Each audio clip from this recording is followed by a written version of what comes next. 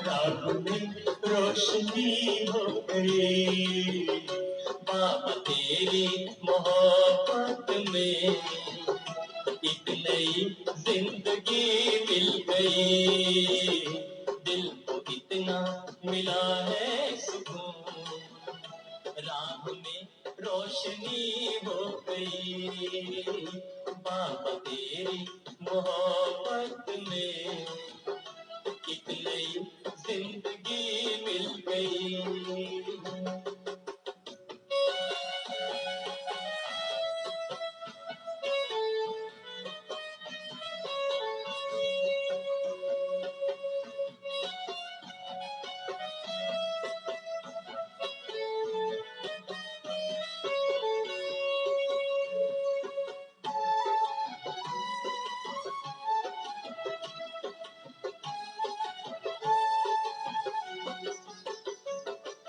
नैनों में रूहानी नशा ऐसा छाने लगा, नैनों में रूहानी नशा ऐसा छाने लगा, स्नेह सागर में मन ये मेरा लहराने लगा। चाह मेरी ओ चाह मेरी बाबा तुम ही हो तुम, हर अदा सादगी हो गई, बाबा तेरी मोहब्बत में एक नई जिंदगी मिल गई। दिल को इतना मिला है सुकून, राह में रोशनी हो गई, बाबा तेरी मोहब्बत में एक नई जिंदगी मिल गई।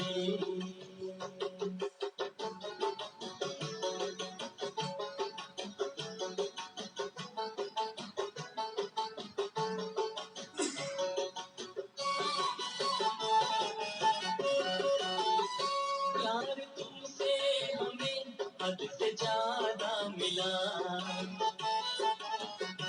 प्यार तुमसे हमें हद से ज्यादा मिला, जब से तुम हो मिले मिल गया आशिया। दिन तो दिन है ओ दिन तो दिन है सुनहरी किरण, रात भी चांदनी हो गई,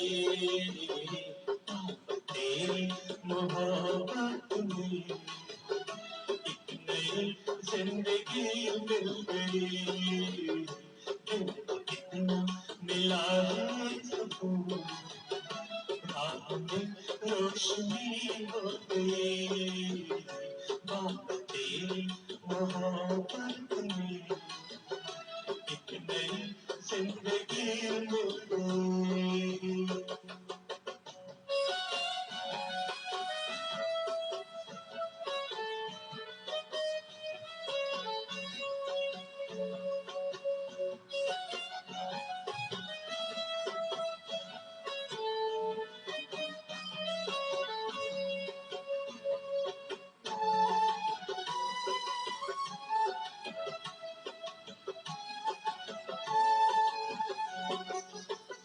उठ गए हर कदम अब तो मंजिल की ओर, पा लिया ये जहां पाली बाबा की डोर। उठ गए हर कदम अब तो मंजिल की ओर, मिल गई हर खुशी जिस तरह कोई छोड़। आसमां ओ आसमां अब हमारा हुआ, सारी दुनिया मेरी हो गई, बाबा तेरी मोहब्बत में एक नई जिंदगी मिल गई।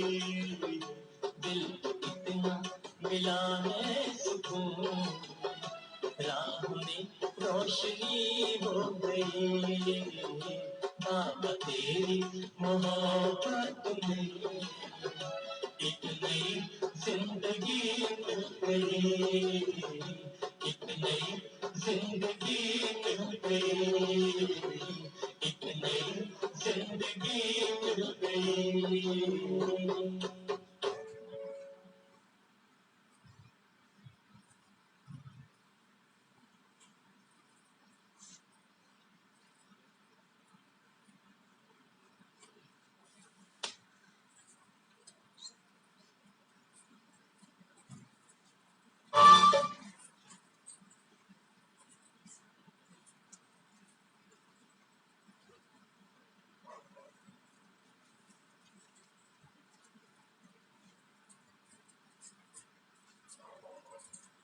ओम शांति।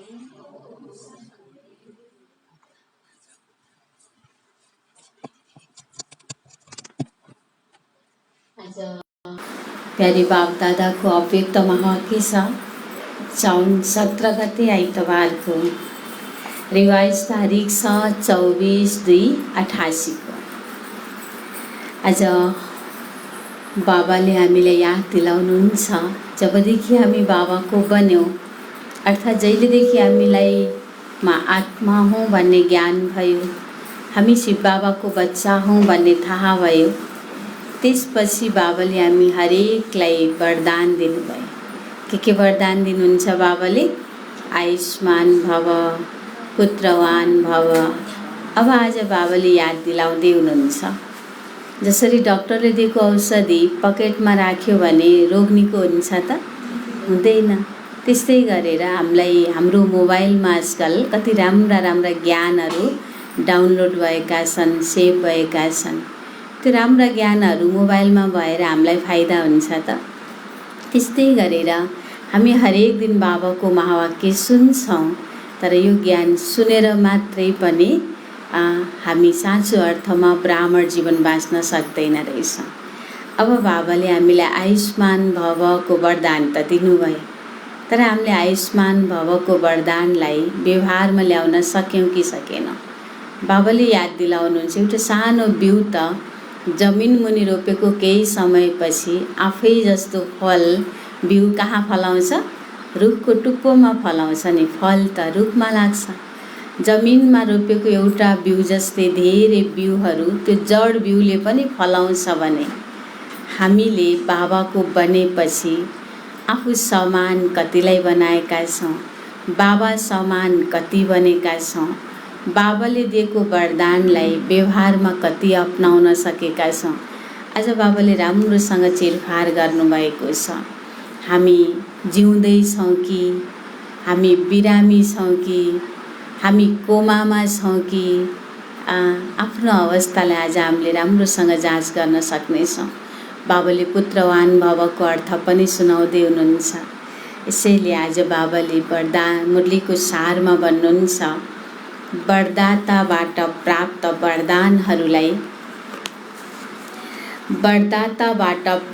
वरदानहरूलाई वृद्धिमा ल्याउने विधि के गर्ने अरे? वरदाता बाबाबाट मिलेका वरदानहरूलाई वृद्धिमा ल्याउने विधि। बाबाले त हामीलाई हरेक दिन कम्तीमा पनि एउटा वरदान त दिनुहुन्छ कि दिनुहुन्न? त्यसो भए बाबाले दिएको त्यो वरदानलाई हामीले कति बढाएका छौँ त? वरदान भनेको त बिउ हो। बिउ भुटेर खान पनि मिल्छ, बिउलाई पोको पारेर राख्न पनि मिल्छ, अनि रोपेर बढाउन पनि मिल्छ। अब हामीले के गर्दैछौँ त्यो कुरालाई आज बाबाले राम्रोसँग सम्झाउँदै हुनुहुन्छ। हामी पनि ध्यान दिएर सुन्नेछौँ। बाबाले सारमा के भन्नुभयो? वरदाताबाट प्राप्त वरदानहरूलाई वृद्धिमा ल्याउने विधि। आज बाप दादाले मुरलिसकेपछि सबैले मैले सुनाउनु पर्छ आज भने जस्तै ध्यान दिएर सुन्नेछौँ। बाबाले भनेका हरेक महावाक्यहरूलाई जुन मन पर्छ, राम्रो लाग्छ, सबै राम्रो लाग्छ, फेरि पनि कोही स्पेसल लाग्छ भने अरू मुरली सुन्दै गर्दा पनि मनमा त्यो पोइन्टलाई दोहोऱ्याइराख्यो भने पछि बोल्ने बेलामा याद हुन्छ। आज बाप दादाले आफ्ना रुहानी चात्रक बच्चाहरूलाई देखिरहनु भएको छ।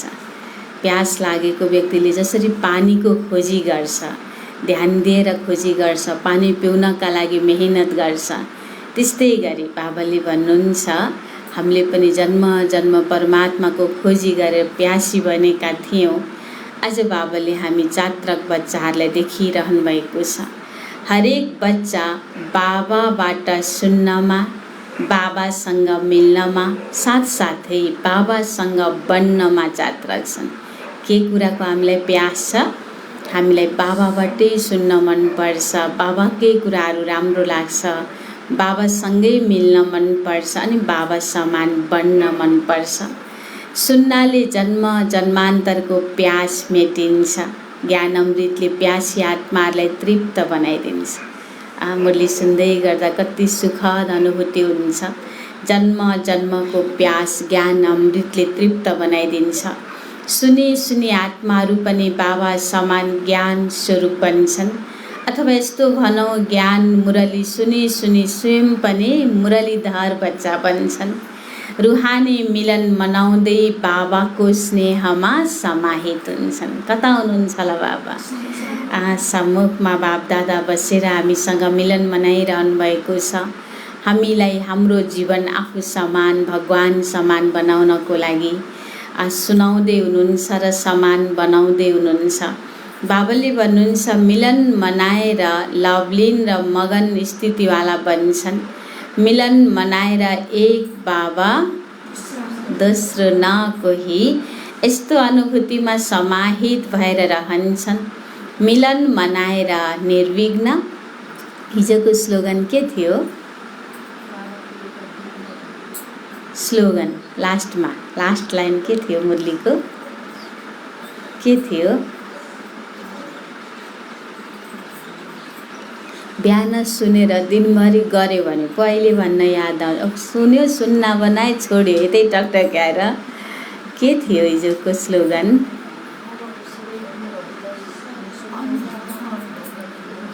स्लोगन भनेको के हो? लास्ट लाइन समाधान स्वरूप बन भन्नुभएको थियो हिजो बाबाले, हो? अस्तिको हो? गुणको अनुभव गर्ने हो। ल अब बाबाले के भन्नुहुन्छ? रुहानी मिलन मनाएर कस्तो बन्ने? बाबा समान स्थितिमा हामी रहिरह्यौँ भने के हुन्छ भन्दा बाबाले भन्छ निर्विघ्न र सदा बाबाको सँगको रङमा लाल बन्छन्। खुसी भयो भने अनुहार कस्तो हुन्छ? चम्किलो हुन्छ। मेकअप गर्नुपर्छ त? पर्दैन। त्यसैले बाबाले भन्नुहुन्छ, यसरी समाहित भएर स्नेहमा लवलीन बनिसकेपछि के आशा रहन्छ? बाबा समान बन्ने, बाबाको हर कदममा कदम राख्ने, अर्थात् बाबा समान बन्ने। जसरी बाबाको सदा सर्वशक्तिमान स्वरूप छ। के स्वरूप छ सीताबेनजी? बाबाको जसरी सर्वशक्तिमान स्वरूप छ त्यसै गरी बच्चाहरू पनि सदा कुन स्वरूपमा बस्ने? मास्टर सर्वशक्तिमान स्वरूप बन्छन्। जुन बाबाको स्वरूप छ सदा शक्तिशाली, सदा लाइट, त्यस्तै समान बन्छन्। समान बन्ने विशेष कुरा थाहा छ नि? बाबा समान सँगको रङ लागेपछि बनिन्छ। त समान बन्नका लागि बाबाले सोध्नुहुन्छ, विशेष कुरा थाहा छ नि? कुन कुन कुरामा बाबा समान बन्नु छ? बनिरहेका छौ र बनिसकेका पनि छौ।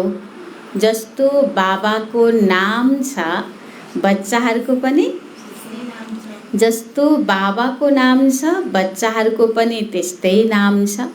विश्व कल्याणकारी। के कल्याणकारी? विश्व कल्याणकारी। यही नाम हो नि तिमीहरू सबैको। के नाम हो हाम्रो? विश्व कल्याणकारी।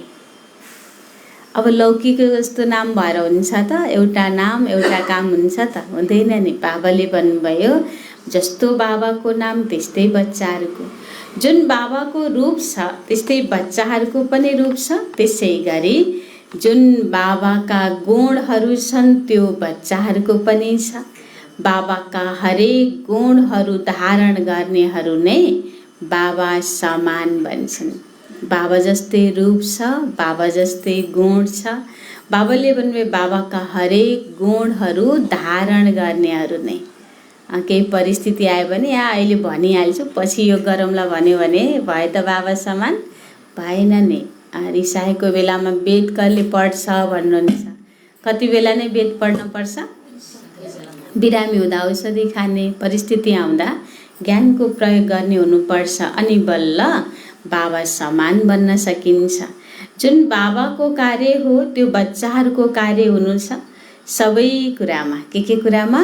रूपमा, ज्ञानमा, गुणमा, सबै कुरामा बाबा समान बन्नु छ। लक्ष्य त यही हो नि, सम्मुख रहनेवाला मात्र होइनौ। बाप दादा मेरो सम्मुखमा हुनुहुन्छ, मलाई सुनाउँदै हुनुहुन्छ भनेर सम्झिने वाला मात्रै होइन, बाबाले भन्नुभयो समान बन्नेवाला पनि हो। यसैलाई भनिन्छ बाबालाई अनुसरण गर्ने। बाबा समान बन्नुलाई के भनिन्छ? बाबालाई अनुसरण गर्ने भनिन्छ। त्यसैले आफूलाई चेक गर सबै कुरामा। कसलाई चेक गर? आफूसँग बस्ने आफन्तहरू, उहाँहरूलाई चेक गर्ने होइन। बाबाले भन्नुभयो आफैलाई चेक गर, आफूलाई चेक गर सबै कुरामा कहाँसम्म बाबा समान बनेको छु। समान बन्ने वरदान, के बन्ने वरदान? समान बन्ने वरदान सुरुदेखि बाबाले बच्चाहरूलाई दिनुभएको छ। सुरुको वरदान हो सर्वशक्तिहरूले सम्पन्न भव। पहिलो वरदान बाबाले हामीलाई के दिनुभयो? सर्वशक्तिहरूले सम्पन्न भव। लौकिक जीवनमा पिता वा गुरुले वरदान दिन्छन्, धनवान भव, अनि पुत्रवान भव, अनि आयुष्मान भव वा सुखी भवको वरदान दिन्छन्। बाप दादाले के वरदान दिनुभयो? सदा ज्ञान, धन, शक्तिहरूको धनबाट सम्पन्न भव। कुन धनबाट सधैँ सम्पन्न भव? ज्ञान, धन, शक्तिहरूको धनबाट सम्पन्न भव।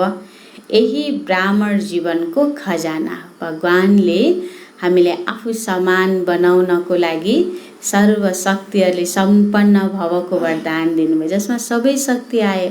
त्यसैले बाबाले पनि यो ब्राह्मण जीवनको खजाना सम्पत्ति हो, त धनवान भवको रूप भयो। अब बाबाले भन्नुहुन्छ जहिलेदेखि ब्राह्मण जन्म लियो त्यति बेलादेखि सङ्गमको स्थापनाको कार्यमा अन्त्यसम्म जिउनु।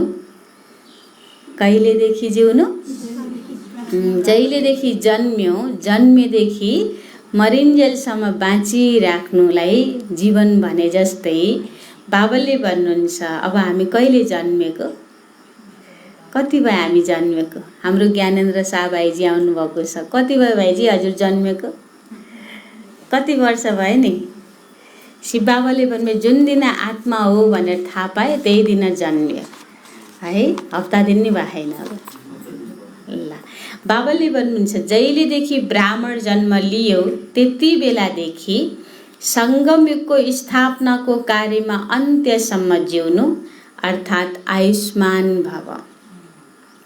भगवानले दिएको वरदान लाग्नु भनेको अर्थ के रहेछ?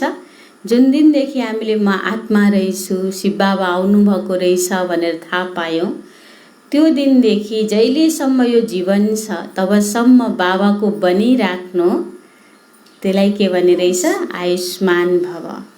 बीचमा ज्ञान त सुन्यो, 7 दिनको कोर्स पनि गर्यो, केही दिन मुरली क्लासमा पनि आयो, अनि बीचमा यदि ब्राह्मण जीवनबाट निस्किएर पुरानो संस्कार वा पुरानो संसारमा गयो भने यस्तालाई भनिन्छ जन्म लिएको तर छोटो आयु भएका। कोही सानोमै मर्छन् नि, त्यस्तै बाबाले कोर्स गर्यो, 2-4 दिन परिवारसँग ज्ञान सुन्न पनि आयो, फेरि केही न केही बाहनाले मर्न पनि केही न केही बाहना चाहिन्छ भन्छन् नि त। त्यस्तै केही न केही बाहना बनाएर आश्रम आउन छोड्यो, मुरली क्लास सुन्न छोड्यो भने त्यसलाई बाबाले भन्नु जन्मिन त जन्मियो तर छोटो आयु भएका। किनकि ब्राह्मण जीवनबाट मर्छन्। कोही यस्ता पनि हुन्छन् जो कोमामा जान्छन्, मरि त हाल्दैनन् तर के हो नि कोमामा जाने भने जिउँदो लास छ र छैनमा केही फरक छ त छैन। को होला है त्यस्तो? छोटो आयु भएका त हामी परेनौँ, किनकि उहाँहरू त आउनु नै भएन। अब कोमामा जानेवाला हो कि होइन चेक गर्ने है त। बाबाले भन्नु कोही कोही यस्ता पनि हुन्छन् जो कोमामा जान्छन् भएर पनि नभए बराबर हुन्छन् र कहिलेकाहीँ जाग्छन् पनि। कोमामा जानेहरू पनि कहिलेकाहीँ होस आयो अरे अनि फेरि बेहोस भयो अरे भन्छन् नि। बाबाले भन्नु कहिलेकाहीँ जाग्छन् पनि तर त्यो जागेको पनि मरे समान नै हुन्छ। त्यसैले आयुष्मान भव अर्थात् सुरुदेखि अन्त्यसम्म ब्राह्मण जीवन अर्थात् श्रेष्ठ दिव्य जीवनका सर्व प्राप्तिहरूमा जिउनु। कोही कोमामा गएको त छैन, आयो गयो, परिवर्तन केही नै छैन, शून्य भयो भने के भन्नुभयो बाबाले? कोमामा गए। जागे पनि के जस्तै मरे समान। ज्ञानमा आएन त्यो त मरेको भयो, ज्ञानमा आए तर पनि व्यवहारमा सकारात्मक परिवर्तन केही पनि छैन। हिजो पनि त्यस्तै थियो, आज पनि त्यस्तै छ भने बाबाले भन्नु त्यस्तोलाई कोमामा गए। अब बाबाले भन्नुहुन्छ कहिलेकाहीँ जाग्छन् पनि तर पनि त्यो जागेको पनि मरे समान नै हुन्छ। बिहान बिहान कस्ता कस्ता शब्द है, किन होला बाबाले याद होस् भनेर। त्यसैले आयुष्मान भव अर्थात् सुरुदेखि अन्त्यसम्म ब्राह्मण जीवन अर्थात् श्रेष्ठ दिव्य जीवनका सर्व प्राप्तिहरूमा जिउनु। आयुष्मान भव भनेको बाबाले भन्ने सुरुदेखि, कहिलेदेखि? ज्ञान सुनेदेखि नै अन्त्यसम्म अर्थात् यो शरीरले आत्माले नछोडेसम्म ब्राह्मण जीवन अर्थात् श्रेष्ठ दिव्य जीवनका सर्व प्राप्तिहरूमा जिउनु। भगवानले सबभन्दा पहिला के वरदान दिनुभयो? सर्वशक्तिहरूले सम्पन्न भवको वरदान दिनुभयो। ती शक्तिहरूलाई जीवनमा अनुभव गरेर जीवनलाई मौजको रूपमा जिउनु। बाबाले भन्नुभयो लामो आयुको साथसाथै आयुष्मान भवको अर्थ अब बाबाले भन्नुभयो कसै कसैको हुन्छ नि आयु त लामो भयो तर बिचरा सधैँ बिरामी भइराख्यो भने त्यस्तो जीवन पनि राम्रो लाग्छ त? बिरामी भइराख्यो, लामो बाँचिराख्यो भने त सबैले के प्रार्थना गर्छन् होला? बिरामीले नि भन्नुहुन्छ मलाई प्रार्थना गर्दिन्न भगवानलाई लैजानु भनेर भन्नुहुन्छ। अरूले पनि ए भगवान बरु यस्तो बाँच्नभन्दा त छिटै गए हुन्थ्यो, सुखै पाउँथ्यो भन्नुहुन्छ नि। त्यस्तै बाबाले पनि भन्नुहुन्छ। एउटा बाबाले छोटो आयुमा मर्ने कुरा सुनाउनु भयो, अर्को के सुनाउनु भयो? कोमामा जानेवाला सुनाउनु भयो। अर्को बाबाले भन्नुहुन्छ लामो आयुको साथसाथै निरोगी भवको पनि वरदान आवश्यक छ। हामी छोटो आयुमा मर्नेवालामा त परेनौँ, आयु त राखेका छौँ, बाँची त राखेका छौँ, तर के त रोगी छौँ कि छैनौँ, निरोगी छौँ कि छैनौँ अब जाँच गर्ने। लामो आयुको साथसाथै निरोगी भवको पनि वरदान आवश्यक छ। यदि आयु लामो छ तर मायाको व्याधिले, कुन व्याधिले अरे? काम, क्रोध, लोभ, मोह, अहङ्कार, स्वभाव, संस्कार। बाबाले भन्नुभयो त्यो मायाको व्याधिले बारम्बार कमजोर बनाइदिन्छ भने त्यो जिउनु पनि जिउनु हुँदैन।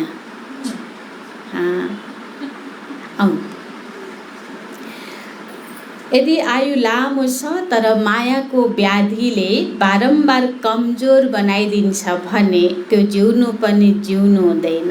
अलिकति पानी परे पनि बिरामी भइहाल्ने, अलिकति घाम लागे पनि गाह्रो भइहाल्ने है। त्यसैले बाबाले भन्छ सानो सानो परिस्थितिले कमजोर बनाउनु त्यो पनि राम्रो होइन। कसका लागि? ब्राह्मणहरूको लागि। मायाको व्याधिले बारम्बार कमजोर बनाइदिन्छ भने त्यो जिउनु पनि जिउनु हुँदैन। सन्चै हुनुहुन्छ? आज बाबाले भने जस्तो फेरि रोग लागेर दिनदिनै औषधि खाँदा पनि कतै छोएकै नभएको त छैन नि। त्यसैले आयुष्मान भवको साथमा के भन्नुभयो बाबाले? बाँचिराख्न पनि कसरी बाँचिराख? तन्दुरुस्त, सदा तन्दुरुस्त रहनु छ अर्थात् निर्विघ्न रहनु छ। बारम्बार अलमलमा वा दिल सिकिस्त स्थितिको बेडमा पर्नु छैन। बिरामी भएपछि सुत्नै मन लाग्छ नि, के हुन्छ त्यो पनि बाबाले सुनाउँदै हुनुहुन्छ। बाबाले भन्नुभयो बारम्बार अलमलमा वा दिल सिकिस्त स्थितिको बेडमा पर्नु छैन। मुड अफ हुन्छ, दिक्क लाग्छ, दुःख लाग्छ, आफ्नो भाग्यमा असन्तुष्टि हुन्छ भने अब के छु म? बिरामी छु। विराम गरेपछि बिरामी भए। बाबाले भनेको मानेन, आफ्नै तालले चलेपछि के भयो? बिरामी भयो। बिरामी त हुनुहुन्न नि है, सबै सन्चै हुनुहुन्छ। बाबाले भन्नुभयो के को अरे, के को बेडमा नपर्ने? श्रीमत त सुनिराखेको छ तर अलमल्ल गर्न पनि सक्दैन, गर्न पनि राम्रो पनि लाग्छ तर गर्न पनि सकेन नि सबभन्दा गाह्रो हुन्छ। त्यसैले बाबाले भन्नुभयो न थाहा पाए बरु केही फरक पर्दैन, थाहा पायो तर गर्न सकेन भने झन् धेरै पीडा हुन्छ।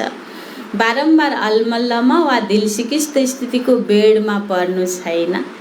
कोही बिरामी भयो भने बेडमा पर्छन् नि। सानातिना समस्याहरू त हिँड्दा डुल्दा पनि खत्तम गरिदिन्छौँ। बेडमै पर्ने अवस्था कहिले आउँछ?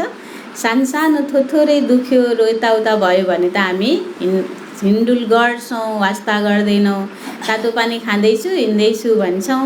तर बाबाले भन्नुभयो तर जब कुनै ठुलो समस्या आउँछ अनि अलमल्लमा पर्छौँ, दिल सिकिस्त बन्छौँ, अनि मनको हालत कस्तो हुन्छ? सानोतिनो रोगलाई त पचाइदिन्छौँ, अलिक ठुलो रोग लाग्यो भने सुत्नै पर्ने हुन्छ। अनि बाबाले भन्नुहुन्छ बाबाको बच्चाको मनको अवस्था पनि सानातिना कुरालाई त भइहाल्यो, ड्रामा हिसाब किताब भनेर छोडिदिन्छ। अब अलिक ठुलो अप्ठ्यारो परिस्थिति आयो भने बाबाले भन्नुभयो दिल सिकिस्त हुन्छ। अनि मनको हालत कस्तो हुन्छ त त्यति बेला? शरीर बेडमा पर्यो भने कस्तो हुन्छ? अनुभवी छ नि, बिरामी भयो भने कस्तो हुन्छ? शरीर बेडमा पर्यो भने केही गर्न मन लाग्दैन, उठ्न, हिँड्न वा खान पिउन केही गर्न मन लाग्दैन। धेरै अनुभवी छौ नि, ज्वरो आएपछि, रुगाखोकी लागेपछि, कोरोना भएपछि कति जिउ थाक्छ कि उठ्न पनि मन लाग्दैन, हिँड्न र खान पनि मन लाग्दैन, पिउन पनि केही गर्न पनि मन लाग्दैन नि। त्यस्तै यहाँ पनि मायाको रोग लागेको छ भने के हुन्छ? बिरामी छ भने यहाँ पनि योगमा बस्दा दिल लाग्दैन। नारी छाम्दै बाबाले मन रोगी छ कि छैन सम्झाउँदै हुनुहुन्छ। यहाँ पनि योगमा बस्दा दिल लाग्दैन, ज्ञान पनि सुन्छौ तर दिलले सुन्दैनौ। कोरोनालाई पचाउन खान पर्छ अरे भने पनि मन लागेर मिठो लागेर खाएको हुन्न नि। यस्तै मुरली त सुन्न बसेको छ तर पनि दिलले सुन्दैनौ। सेवा पनि के हुँदो रहेछ? मनको रोग लागेपछि सेवा पनि दिलले गर्दैनौ। अरूले हेर्दा त सेवा गरेको देखिन्छ तर गर्नेले कसरी गरेको छैन? दिलले। दिलको त कहाँ छ कम्प्युटर? माथि छ नि बाबासँग। दिलले गर्दैनौ। त्यसो भए के गर्छ? देखाउन वा डरले तथा लोकलाजले गर्छ। मैले यति गरिनँ भने त्यसले के भन्ला भनेर लोकलाजले गर्छ। कसरी गर्छ अरे? रहरले गर्दैन, करले गर्छ। को त्यस्तो रोगी? अब कसलाई सोध्नै परेन, आफूले जाँच गर्ने यतिमा त म परेँ कि क्या, मलाई पनि त्यो रोगले छोडेछ कि क्या। आजकल रुगा लागे पनि कोरोना, ज्वरो आए पनि कोरोना, थकै लागे पनि कोरोना, आँखा रातो भए पनि कोरोना भने जस्तै अब बाबाले भन्ने ज्ञान सुन्यो, ज्ञान सुन्नै मन लाग्दैन, खानै मन लागेन है, दिलबाट सेवा गर्नै मन लाग्दैन, देखाउन डरले र लोकलाजले गर्छौ। यस्तोलाई सदाको तन्दुरुस्त जीवन भनिँदैन। त्यसैले आयुष्मान भव अर्थात् निरोगी भव यस्तोलाई भनिन्छ। हामी आयुष्मान भवमा पर्यौँ त टाउको हल्लाउनै गाह्रो भयो। ल अपरेसन हुँदा बित्तिकै हिँड्न हुन्न नि त, ठिकै छ। पुत्रवान भव वा पुत्रवान भवको बाबाले वरदान दिँदै हुन्छ। के भनेको? पहिला टीका लाउँदा सन्तानले डाँडा काँडा ढाकुन् भन्नुहुन्थ्यो अरे। अब बाबाले भन्नुहुन्छ पुत्रवान भव वा सन्तान भव। तिमीहरूका सन्तान छन् कतिजना? अब बाबाले सोध्दै हुन्छ 2-4 बच्चा जन्माएका छैनौ? सन्तान भवको वरदान छ नि, 2-4 बच्चाहरूको वरदान मिल्दैन। बाबाले 2-4 बच्चाहरूको वरदान दिने होइन। के भन्नुहुन्छ बाबाले? तर जब बाबा समान मास्टर रचयिताको अवस्थामा स्थित हुन्छौ भने अनि त यी सबै आफ्ना रचना हुन् भन्ने लाग्छ। संसारका सबै कसका हुन्? बाबाका बच्चा। बाबा नै मेरो हो भने संसारका सबै पनि कसको हो? मेरा हुन् भन्ने लाग्छ। बेहदको मास्टर रचयिता बन्नु नै बेहदको पुत्रवान भव, सन्तान भव हुन जान्छ, हदको होइन। जस्तो कि 2-4 जिज्ञासु मैले बनाएँ। हदमा पनि बाबाले गर्भबाट जन्माएको कुरा गर्नु भएन। ज्ञानमै यो योगी जीवनमै, ब्राह्मण जीवनमै हामीले कतिजना सन्तान अरे? 2-4 जना सन्तान भएको त छैन भन्नुहुन्छ बाबाले। हदको होइन। जस्तो कि 2-4 जिज्ञासु मैले बनाएँ, यी मेरा हुन् होइन। मास्टर रचयिताको अवस्था बेहदको अवस्था। 2-4 जनालाई मैले आश्रम ल्याएँ, ज्ञान सुनाएँ, यी पनि मेरा बच्चा हुन् भन्ने हदको कुरा होइन भन्नुभयो बाबाले। बेहदको अवस्था। कुनै पनि आत्मालाई, कसलाई? कुनै पनि आत्मालाई वा प्रकृतिका तत्त्वलाई पनि आफ्ना रचना सम्झेर विश्व कल्याणकारीको स्थितिले हरेक प्रति कल्याणको शुभभावना, शुभकामना रहन्छ। विश्व कल्याणकारी भनेपछि त हरेक आत्मालाई मात्रै होइन, प्रकृतिलाई पनि मेरो रचना हो भनेर विश्व कल्याणकारीको स्थितिले हरेक प्रति कल्याणको शुभभावना, शुभकामना रहन्छ। रचयिताको रचनाप्रति यस्तै भावना रहन्छ नि। जो बुवामा भए पनि उहाँहरूले आफ्नो बच्चालाई सबैलाई राम्रो होस् भन्ने भावना रहन्छ। बेहदको मास्टर रचयिता बन्यौ भने हदको आकर्षणले आकर्षित गर्न सक्दैन। सबै आत्मा भनेपछि आफूले जन्माएका पनि पर्नुभयो कि पर्नु भएन? पर्नुहुन्छ नि। यसैले बाबाले भन्नुभयो, बेहदको मास्टर रचयिता बन्यौ भने हदको आकर्षणले आकर्षित गर्न सक्दैन। सदा आफूलाई कहाँ खडा भएको देख्नेछौ? म कहाँ उभिएको छु? जसरी वृक्षको रचयिता बीज हुन्छ र जब वृक्षको अन्तिम अवस्था आउँछ तब त्यो बीज माथि आएको हुन्छ नि। फल फलेपछि त रोपे जस्तै बिउ के आउँछ?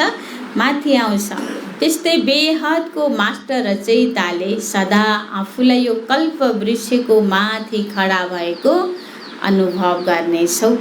बाबाको साथसाथै वृक्षमाथि मास्टर बीज रूप बनेर शक्तिहरूका, गुणहरूका, शुभभावना, शुभकामनाका, स्नेहका, सहयोगका किरणहरू फैलाउनेछ। माथि उभिएर के गर्ने? बाबाले भन्नु, बाबा समान बनेर बाबासँग साथको अनुभव गरेर बाबाले जस्तै शक्तिहरूका, गुणहरूका, शुभभावना, शुभकामनाका, स्नेहका, सहयोगका किरणहरू फैलाउनेछौ। जसरी सूर्य माथि रहेको छ त्यसैले सारा विश्वमा स्वत किरणहरू फैलिन्छन् नि। त्यसै गरी मास्टर रचयिता वा मास्टर बीज रूप बनेर सारा वृक्षलाई किरणहरू अर्थात् पानी दिन सक्छौ। अब कति सन्तान भए त? कति छोराछोरी भए? अब बाबाले सोध्नुहुन्छ, अब त्यसो भए कति सन्तान भए त? भगवानको बनेपछि कसैको बच्चा नै छैन भने पनि के भन्नुहुन्छ बाबाले? भगवानले आफ्नो बनायो भने भगवान पनि बच्चा बनाउन मिल्यो। भगवानले आफ्नो पति बनायो भने फेरि सारा सृष्टि नै कसको बच्चा भयो?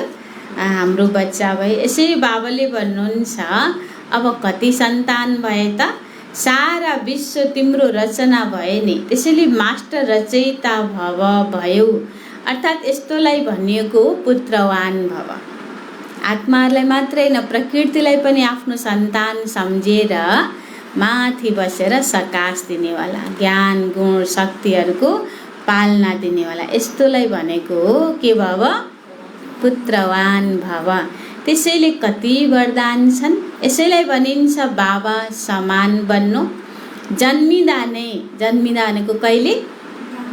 बाबाको ज्ञानमा आएको दिनदेखि नै, आत्मा भनेर थाहा पाएको दिनदेखि नै बाबाले भन्नुभयो जन्मिँदा नै सबै वरदान हरेक ब्राह्मण आत्माहरूलाई बाबाले दिनुभएको छ।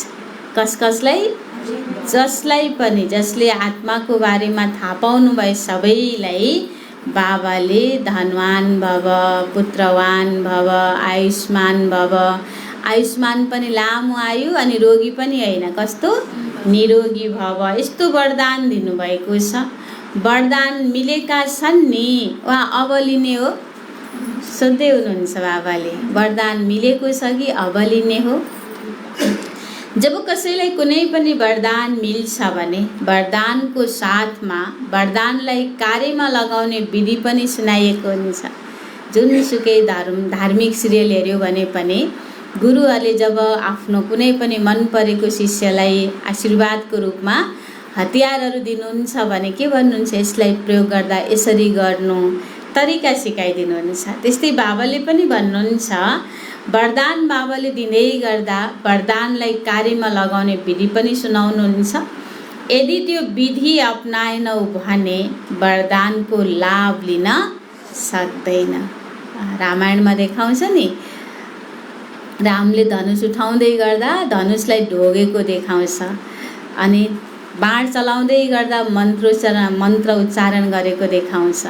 बाबाले भन्नुभयो त्यो गरेन भने के हुँदैन? फेरि वरदानको फाइदा हुँदैन।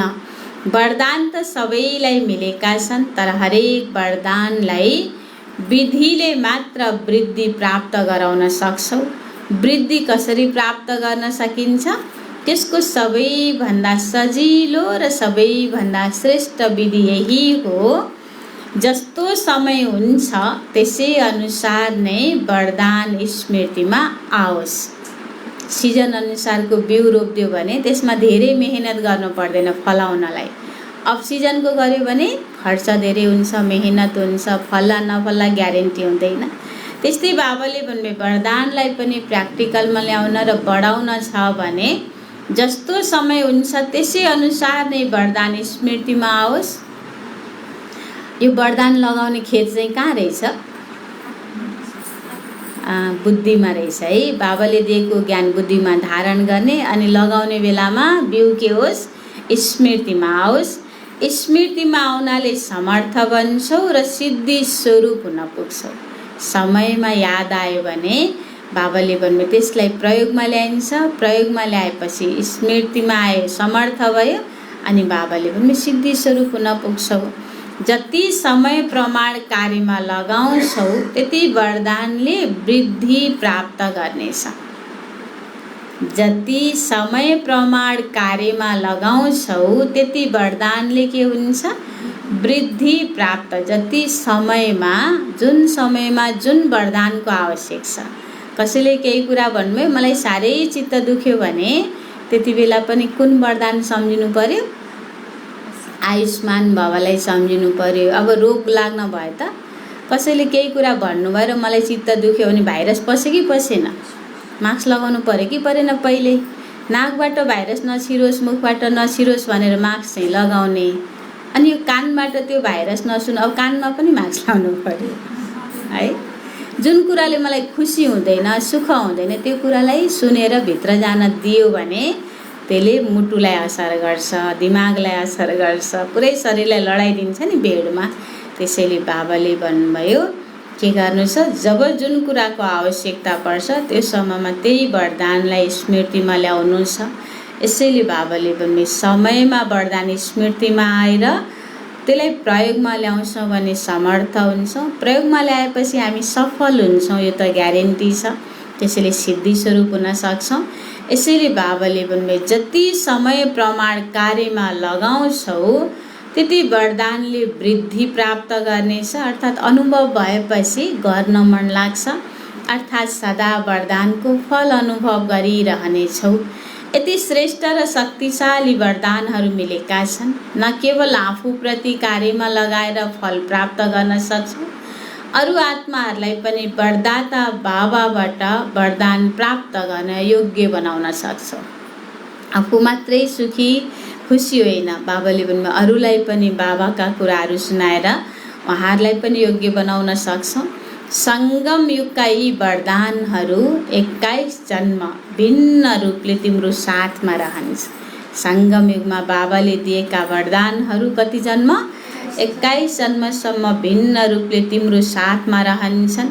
हिजो पनि बाबाले भन्नुभयो नि, अस्ति हो कि हिजो, मलाई अलिअलि कन्फ्युज भयो है मुरलीमा। बाबाले भन्नुभयो सतयुगमा धर्मपुत्र बनाउनु पर्दैन। किनकि सङ्गम युगमा बाबाले धर्मपुत्र हामी सबैलाई बनाउनुहुन्छ। त्यसैले अहिले सङ्गम युगमा बाबाले भने जस्तै हामी पुत्रवान भव बन्यौँ भने यो वरदानले हामीलाई 21 जन्मसम्म सन्तान प्राप्तिको लागि कुनै चाहना कामना गर्नु पर्दैन। बाबाले पनि धनवान भव, अर्थात् बाबाले दिएका ज्ञान गुण शक्तिहरूलाई जीवनमा धारण गरेर यसलाई बढायौँ भने सतयुगमा महल पनि कुन इँटाको बन्छ अरे? सुनको इँटाको। अहिले सङ्गमका वरदानहरू सतयुगमा भिन्न रूपले हाम्रो साथमा रहन्छन्। यो सङ्गमको रूप अलग छ र 21 जन्म यिनै वरदानहरू जीवनभरिको हिसाबले चलिरहनेछन्। तर आयुष्मान भवलाई पनि अहिले बाबाले भने जस्तै प्र्याक्टिकल गर्यो भने सतयुगमा शरीर पनि मन पनि निरोगी हुन्छ।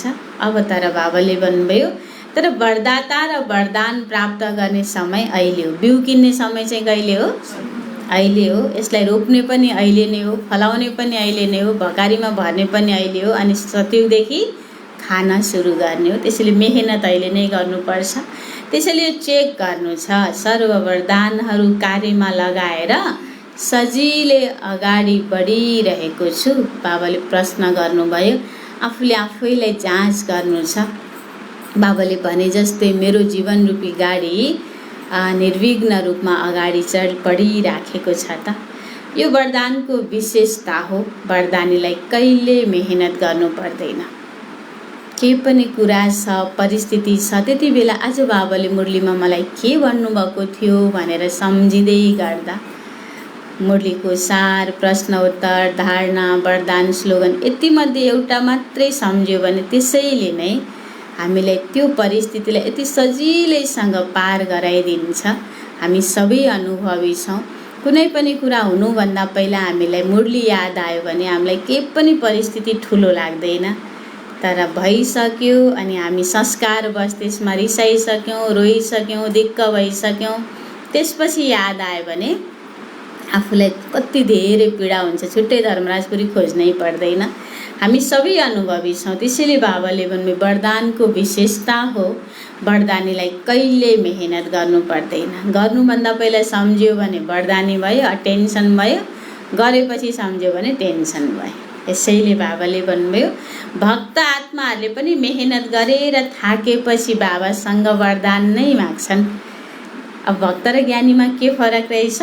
भक्त आत्माहरूले पनि मेहनत गरेर थाकेपछि, सबैतिर धाएपछि, सबैबाट मागेपछि अनि बल्ल लास्टमा कोसँग माग्छन्?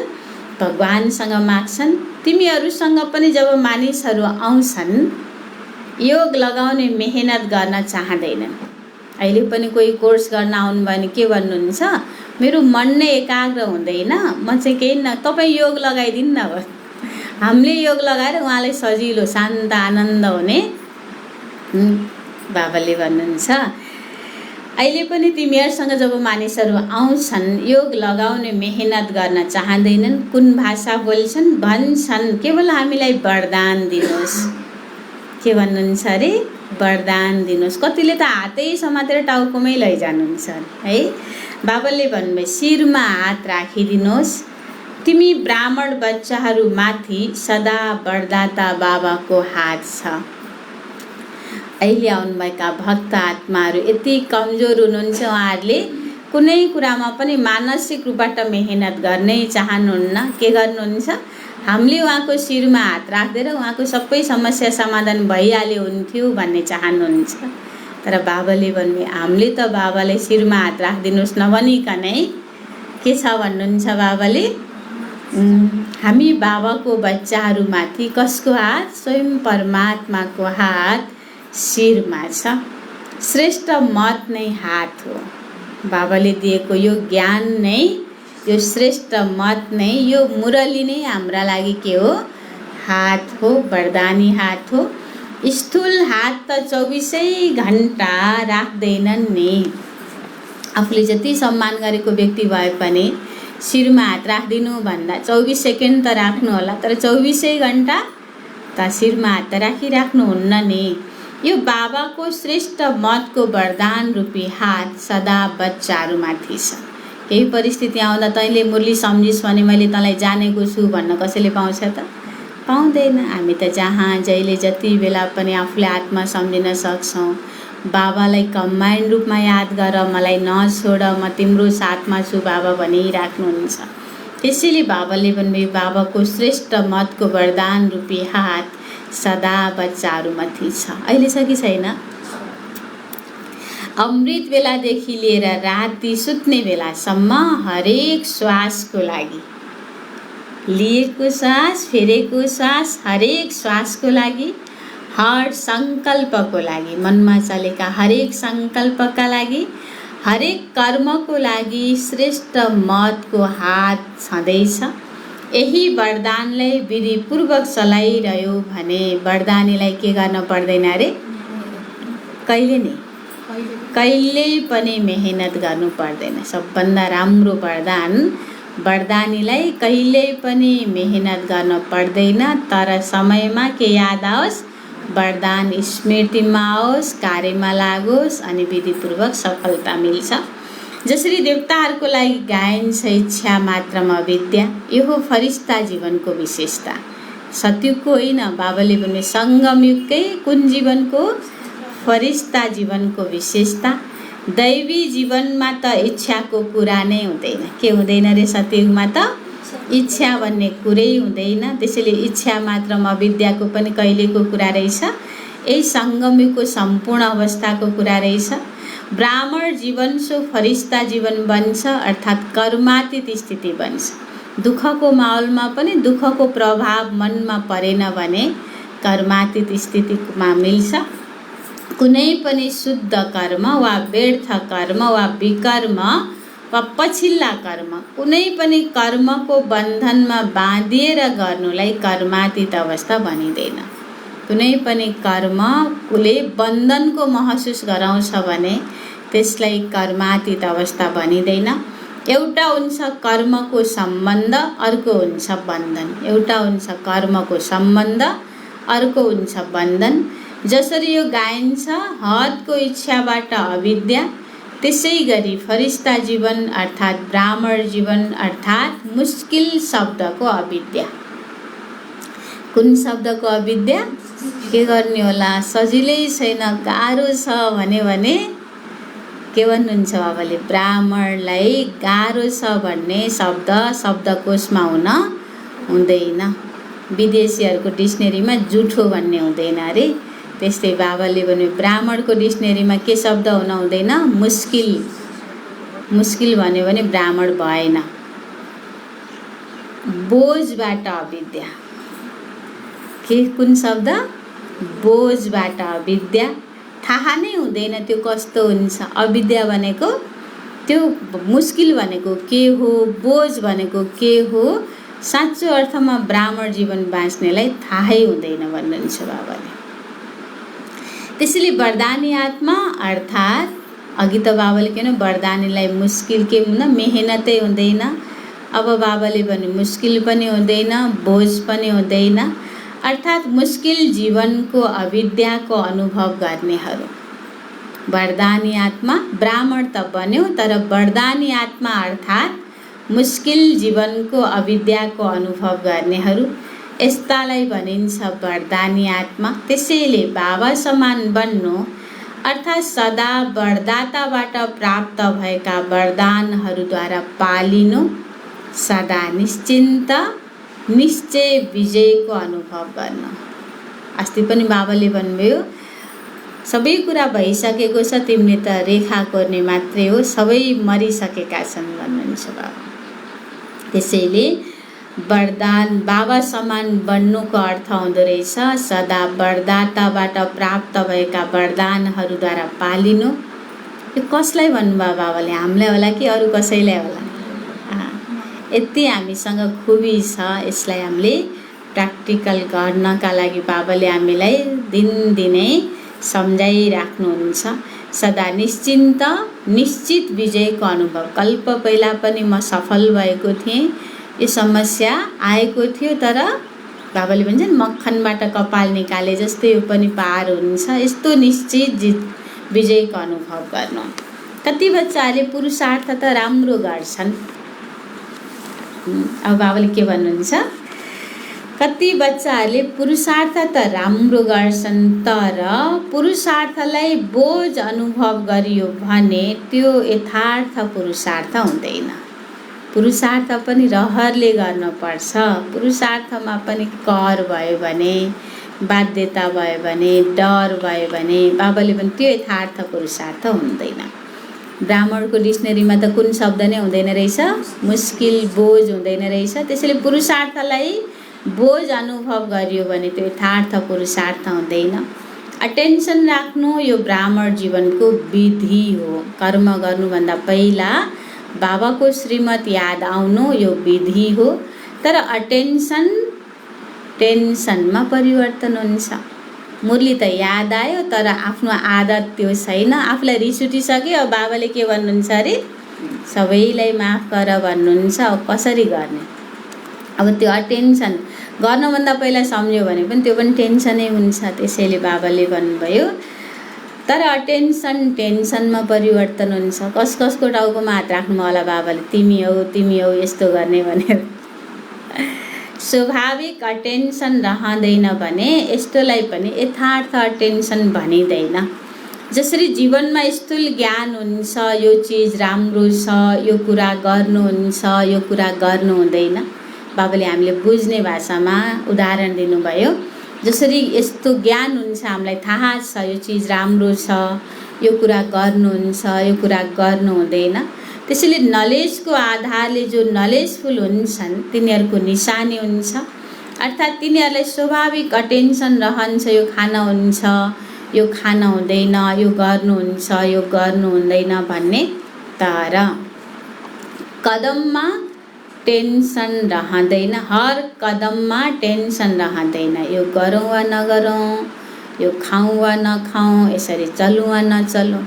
खाइराखेको बानी छ, अब खान हुँदैन भन्यो भने त्यो चिज अगाडि आयो भने जो अटेन्सनवाला हुन्छ उसलाई के टेन्सन हुँदैन, यो मलाई खान मिल्दैन त्यही भएर नखाने भयो, सक्यो। अब अगाडि त आयो, त्यसले के भन्ला कि खाना त मन लागेछ, मलाई त मिठो लाग्थ्यो, डक्टरले नखानु भने भनेर त्यहाँ युद्ध गर्न थाल्यो भने त्यो के भयो, त्यो अटेन्सन भएन, त्यो टेन्सन भयो। यो गरौँ वा नगरौँ, यो खाउँ वा नखाउँ, यसरी चलौँ वा नचलौँ, स्वाभाविक ज्ञानको शक्तिद्वारा अटेन्सन रहेको हुन्छ। हामीलाई त्यस्तो हुन्छ कि हुन्न, कन्फ्युजन गर्ने कि नगर्ने होला, खाने कि नखाने होला, दिइहाल्यो, प्रसाद भनिहाल्यो, डक्टरले चाहिँ नखानु भने थियो, अब फेरि अपमान हुने हो कि भन्न थाल्यो भने त्यो भयो टेन्सन। त्यसैले बाबाले भन्नुभयो हुँदैन भनेपछि हुँदैन, जे हो त्यही भन्ने। डक्टरले भन्नुभएको छ मेरो शरीरलाई फाइदा गर्दैन, हजुरले दिनुभयो मलाई खाए जत्तिकै भयो भने कसैले कोचाउन आउँछ त? अनेक किसिमको सोच बनाएर वनको बाघले नखाए पनि मनको बाघले खाने स्थिति बनाउनु नै टेन्सन रहेछ। त्यसैले बाबाले भन्नुभयो स्वाभाविक ज्ञानको शक्तिद्वारा टेन्सन रहेको हुन्छ। त्यसै गरी यथार्थ पुरुषार्थीको हर कदममा, हरेक कर्ममा स्वाभाविक अटेन्सन हुन्छ, किनकि ज्ञानको लाइट माइटले सो त यथार्थ रूपले यथार्थ रीतिले चलाएको हुन्छ। त्यसैले पुरुषार्थ गर, अटेन्सन अवश्य पनि राख, तर टेन्सनको रूपमा होइन। खाना हुँदैन भने नखाने, खाना हुन्छ भने खाने भने जस्तै बाबाले पुरुषार्थ पनि के गर्न छ पनि थाहा छ, के गर्न हुँदैन पनि थाहा छ। त्यसैले पुरुषार्थ पनि गर्ने, अटेन्सन पनि राख्ने, तर के नलिने, टेन्सन नलिने। जब टेन्सनमा आउँछौ तब चाहन्छौ धेरै काम गर्न, बढ्न चाहन्छौ नम्बर 1, तर टेन्सनको बेफाइदा के हुन्छ, बाबाले भन्नुभयो बढ्न चाहन्छौ नम्बर 1, तर टेन्सनले जति चाहन्छौ त्यति गर्न दिँदैन। जे बढ्न चाहन्छौ त्यो बढ्न दिँदैन र टेन्सनले टेन्सन पैदा गर्छ। किनकि जे चाहन्छौ त्यो हुँदैन अनि त टेन्सन बढ्छ। थाहा छ के गर्नु हुँदैन, नगरिहाल्यो भने स्वाभाविक भयो, सकिहाल्यो। गर्ने कि नगर्ने, होला कि नहोला भन्न थाल्यो भने टेन्सन हुन्छ। टेन्सन भएपछि गर्न सक्दैन, गर्न नसकेपछि, गर्नुपर्ने काम गर्न नसकेपछि झन् टेन्सन बढ्छ। त्यसैले बाबाले भन्नुभयो पुरुषार्थ त सबैले गर्छौ, तर कसैले पुरुषार्थ बढी गर्छन्, कोही फेरि अल्छी हुन्छन्। को हो नि अल्छी? अल्छी चाहिँ कसलाई भन्नुहुन्छ बाबाले? जे हुनु छ त्यो हुन्छ, हेरौँला कसले देखेको छ र कसले सुन्छ, यस्तो पनि भन्छन्। कसले के सोध्छन्, के भन्छन्, बाबाले सबैको धन्न नाम भन्नुहुन्न है। हिजो तिमीले घरमा योसँग यो भनेको, योसँग यो भनेको, तिमीले बाटोमा उभिएर यति कुरा गरेको भनेर धन्न बाबाले नाम भन्नुहुन्न। बाँकी के भन्छौँ, के सोध्छौँ, सबै बाबाले कुरा लगाइदिनुहुन्छ। पुरुषार्थ त सबैले गर्छौ, तर कसैले पुरुषार्थ बढी गर्छन्, कोही फेरि अल्छी हुन्छन्। अल्छीहरूले के भन्नुहुन्छ अरे? जे हुनु छ त्यो हुन्छ, हेरौँला कसले देखेको छ र कसले सुन्छ। कसले भनेको यति धेरै थोक? को हो नि त्यो अल्छी? यस्तो पनि भन्छन्। अब बाबाले भन्नुभयो न त्यो राम्रो न यो राम्रो, त्यसैले ब्यालेन्सले बाबाको ब्लेसिङ र वरदानको अनुभव गर्नु छ। त्यसैले टेन्सन लिनु पनि राम्रो होइन, अल्छी बन्नु पनि राम्रो होइन। पुरुषार्थ गर्नुपर्छ तर अटेन्सन दिएर गर्नुपर्छ। त्यसैले बाबाले भन्नुभयो ब्यालेन्स गर्ने। कि हामीलाई रिसाउनु एकदम सजिलो हुन्छ कि त व्यवस्था गर्न सजिलो? त ठिक्कको गर्न बाबाले सिकाउनुहुन्छ, तर त्यो ठिक्कको गर्न अलिक मेहनत लाग्छ, त्यो हामीलाई गर्नै मन लाग्दैन, त्यही भएर अल्छी भयो। मेहनत गर्नु मन नलाग्नेको हो अल्छी हो। बाबाले भन्नुभयो बाबाको बच्चाहरू पनि त्यस्तै हुन्छ। कि त कसैसँग बोल्नै नपरे किनारा गर्न सजिलो हुन्छ, कि त बोलेको बोले गर्न सजिलो हुन्छ। बिचबाट काम लाग्ने कुरा बोल्ने, नचाहिने कुरा नबोल्ने, गर्नै हामीलाई मेहनत पर्छ। यसैले बाबाले भन्नुभयो टेन्सनमा आउने जो पनि टेन्सनको डिप्रेसनको बिरामी हुनुहुन्छ नि, कि त धेरै बोलेको बोले गर्नुहुन्छ, कि त चाहिने कुरा पनि बोल्नुहुन्न। अब बाबाको बच्चामा त्यो लक्षण त राम्रो भएन नि। यसैले बाबाले भन्नुभयो सधैँ बाबाको हात कता छ?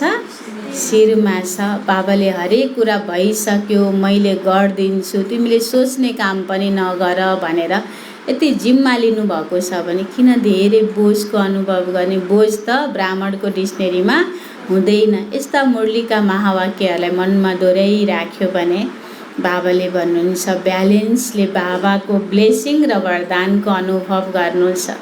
सदा बाबाको हात कता छ? म माथि छ। यो अनुभवलाई सदा स्मृतिमा राख।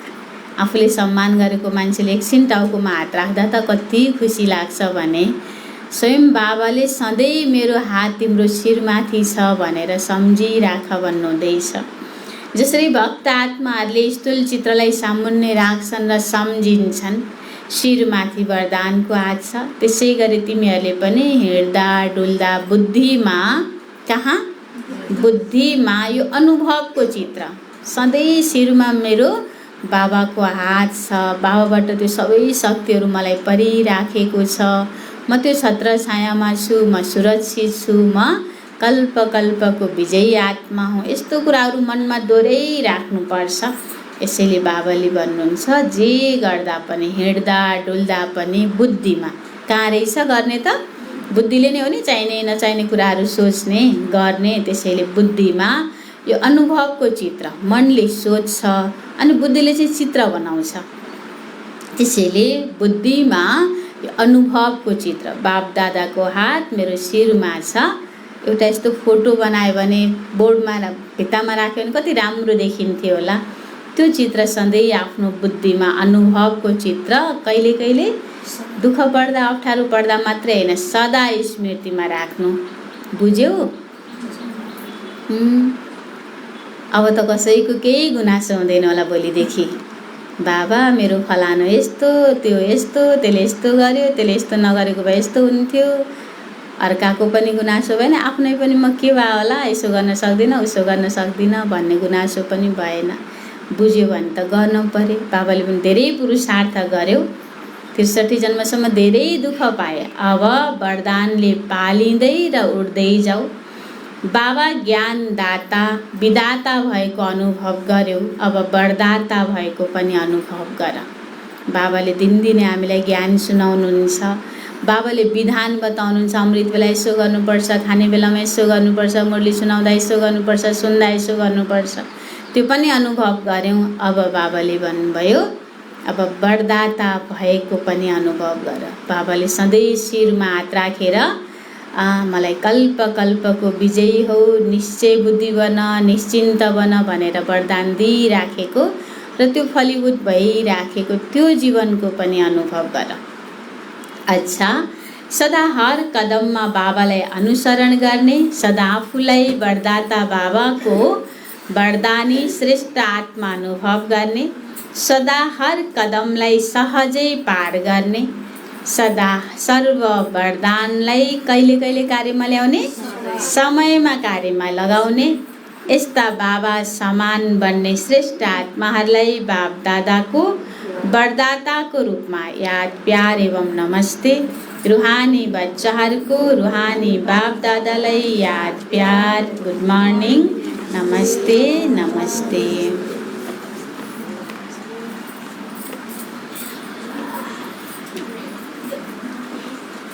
मुख्य महारथी भाइजीहरूसँग बाबा भेट्दै हुनुहुन्छ। जन्मदेखि कति वरदान मिलेका छन्? बाबाले सोध्नुभयो। जहिलेदेखि बाबाको बन्यो त्यो दिनदेखि हामीलाई के वरदान मिल्यो, कति वरदान मिल्यो? हरेकलाई आफ्नो वरदान मिलेका छन्। जन्म नै वरदानबाट भएको छ, नत्र आज यति अगाडि बढ्न सक्ने थिएनौ।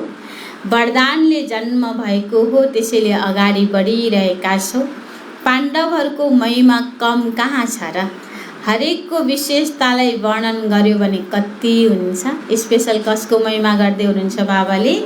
भाइजीहरूको महिमा गर्दै हुनुहुन्छ। यो जुन भागवत बनेको छ त्यो बन्छ। कृष्ण चरित्र भनेर जो भागवत बनेको छ, बाबाले भाइजीहरूको विशेषताको वर्णन गर्न थाल्यो भने त्यस्तै ठुलो किताब बन्छ भन्नुहुन्छ। बाबाको नजरमा हरेकका विशेषता छन्।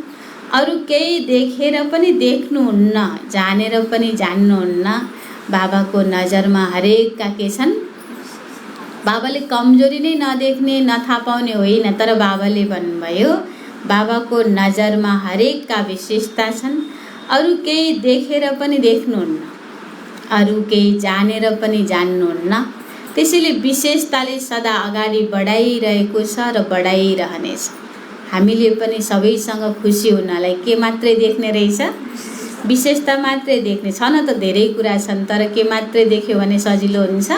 विशेषता मात्रै देख्यो भने सजिलो हुन्छ। विशेषताले सदा अगाडि बढाइरहेको छ र बढाइरहनेछ। जो जन्मैदेखि वरदानी आत्माहरू हुन्छन् तिनीहरू कहिल्यै पनि पछाडि हट्न सक्दैनन्। सदा उड्ने वरदानी आत्माहरू हुन्छन्। वरदाता बाबाको वरदानले अगाडि बढाइरहेको छ। पाण्डवहरू गुप्त रहन्छन्, तर बाप दादाको दिलमा सदा प्रत्यक्ष छन्। बाबाको यज्ञमा अनौठो के छ? भाइजीहरू आश्रम बसेपछि लौकिकमा दाजु दाजु भन्नेहरूलाई पनि आश्रम आएपछि भाइजी भाइजी बन्नुपर्छ।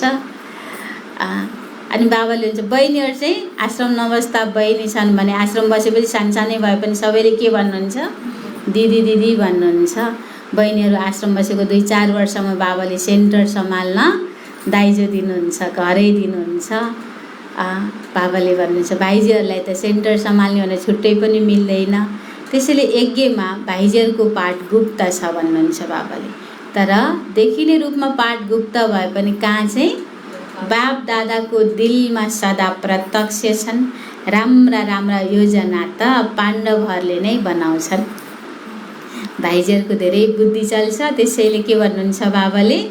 राम्रा राम्रा योजनाहरू त भाइजीलाई महिमा गरिराखेको बेला भाइजी थुप्रै थोक छुट्यो भाइजीको। राम्रा राम्रा योजना त पाण्डवहरूले नै बनाउँछन्। शक्तिहरूले स्वीकार गर्छन्, तर कमाल त ल्याउनेहरूकै हुन्छ नि। बाबाले कि भाइजीहरूले सबै थोक ठिक्क नपार्दैसम्म बहिनीजीहरूले ज्ञान सुनाउने पनि होइन। कार्यक्रम आयोजना भाइजीहरूले गर्ने, प्लान भाइजीहरूले बनाउने अनि ज्ञान चाहिँ दिदीहरू बहिनीहरूले सुनाउने। बाबाले भन्नुभयो पाण्डवहरू गुप्त रहन्छन् तर बाप दादाको दिलमा प्रत्यक्ष सदा प्रत्यक्ष छन्।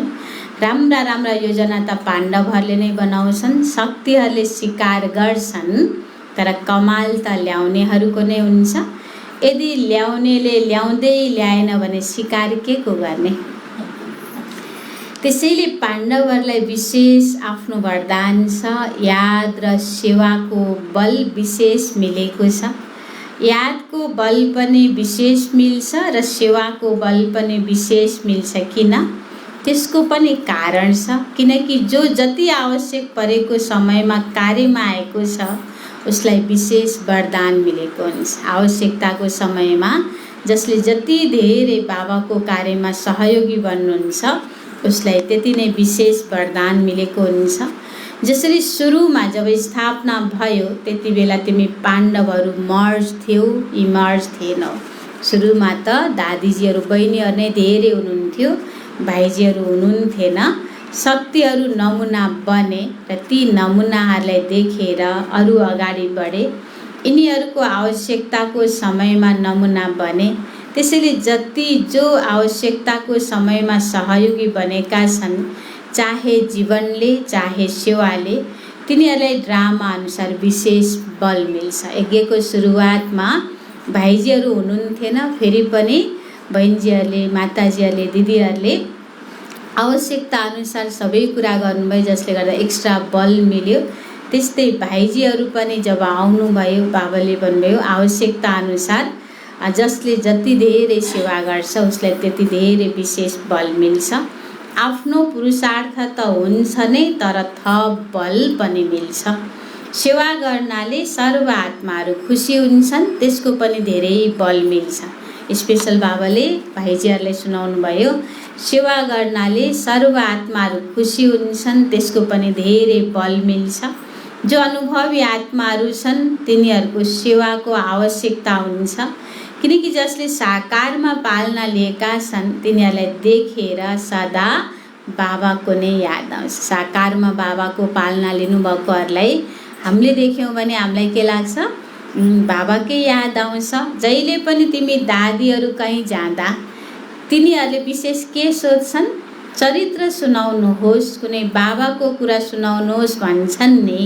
यही विशेषता छ नि, त्यसैले सेवाको विशेषताको वरदान मिलेको छ।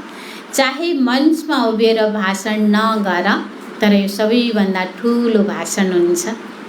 दादीजीले बाबा मम्मासँगको अनुभव सुनाउनु भयो भने हामीलाई कति धेरै राम्रो लाग्छ। बाबाले भन्नुहुन्छ त्यसैले सेवामा जानु नै छ र सेवाको निमित्त बन्नु नै छ। अच्छा, आज बाबाको वरदान छ हदको जिम्मेवारीलाई बेहदमा परिवर्तन गर्ने। हदको जिम्मेवारीलाई बेहदमा परिवर्तन गर्ने। स्मृति स्वरूप नष्टो महाभव।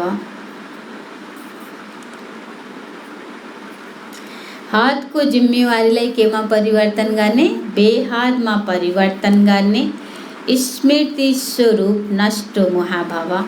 नष्टो महा बन्नको लागि केवल आफ्नो स्मृति स्वरूपलाई परिवर्तन गर। बाबाले घर व्यवहार व्यापार छोड भन्नुहुन्न, खालि सोच्ने तरिका मात्रै परिवर्तन गर्नु छ। म गृहस्थी हुँ, मेरो घर मेरो सम्बन्ध छ भन्ने स्मृति रहेमा मोह आउँछ। के सम्झ्यो भने मोह आउँछ अरे? म गृहस्थी हुँ, मेरो घर मेरो सम्बन्ध छ भन्ने स्मृति रहेमा मोह आउँछ।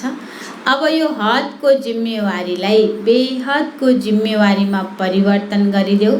बेहदको जिम्मेवारी पुरा गर्यौ भने हदको स्वत पुरा हुन्छ। ठुलो परिवार सम्झ्यो भने त्यसमा घरको सानो परिवार पनि आइहाल्छ। बाबाले पनि सबै आत्मालाई सकाश दियो भने को पनि परिहाल्छ, आफ्नो घरको परिवारको सदस्य पनि परिहाल्नुहुन्छ। बेहदको जिम्मेवारी पुरा गर्यौ भने हदको स्वत पुरा हुन्छ।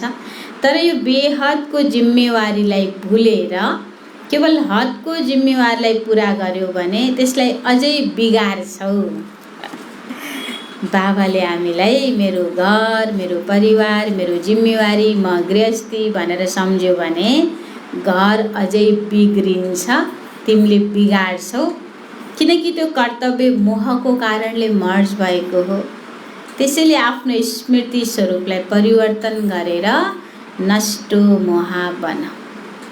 मेरो घर सम्झ्यो भने घर बिग्रिन्छ, त्यसैले बाबाले भन्नुभयो मेरो घर त मेरो परिवार त को। आज बाबाले पुत्रवान बाबाको वरदान दिनुभयो।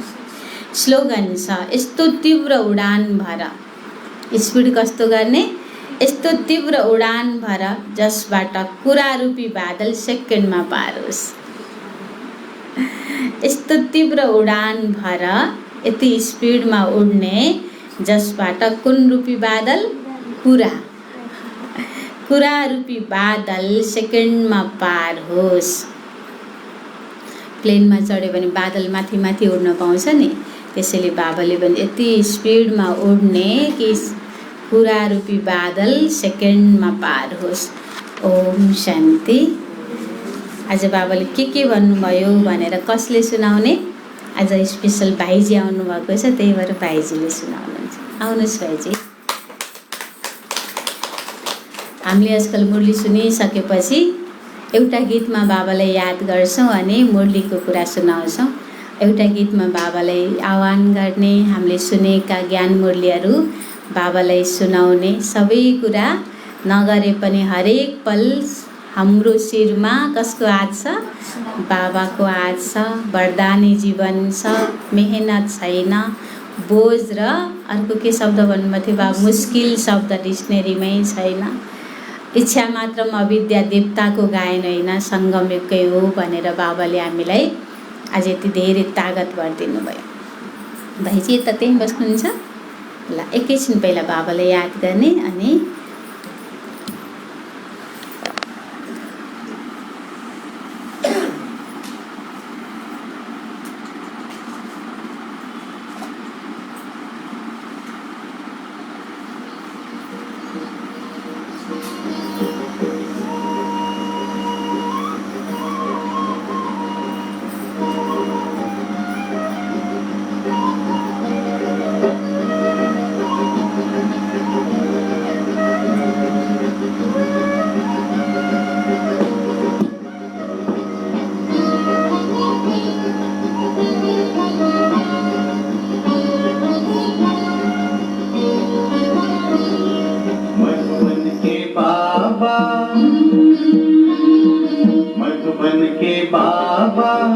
मुरली वाले आपका क्या कहना,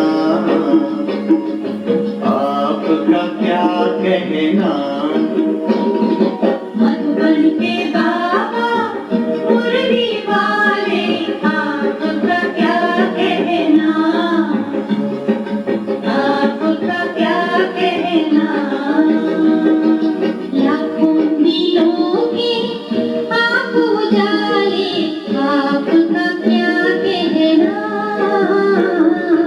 आपका क्या कहना। मधुबन के बाबा मुरली वाले आपका क्या कहना, आपका क्या कहना।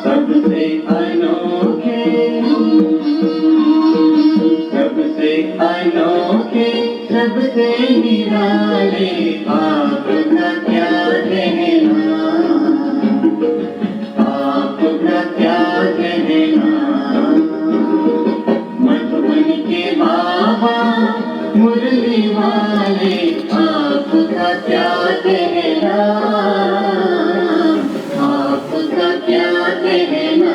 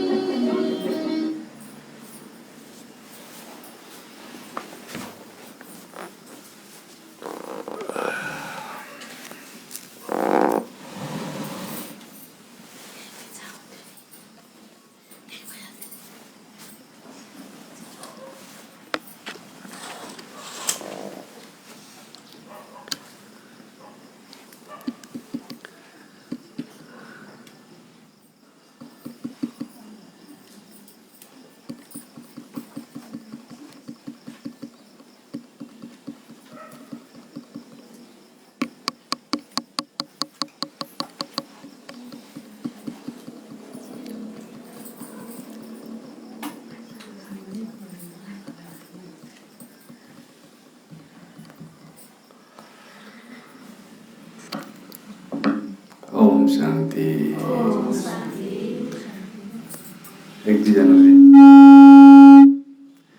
एक दुईजनाले गर्नु भएन, फेरि सबैले गर्ने है।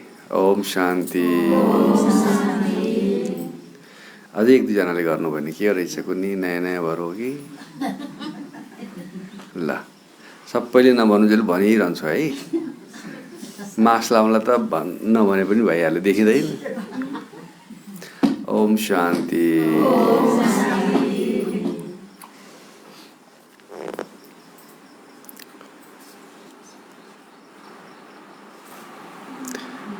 भाइयो,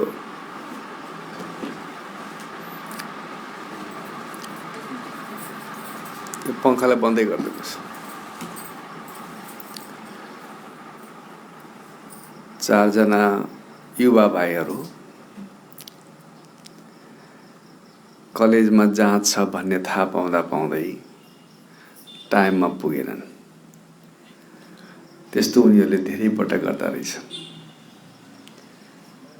जाँचमा ढिलो नै गइसकेपछि 1 घण्टा ढिलो जानै पर्ने भएपछि केही त गर्न पर्यो।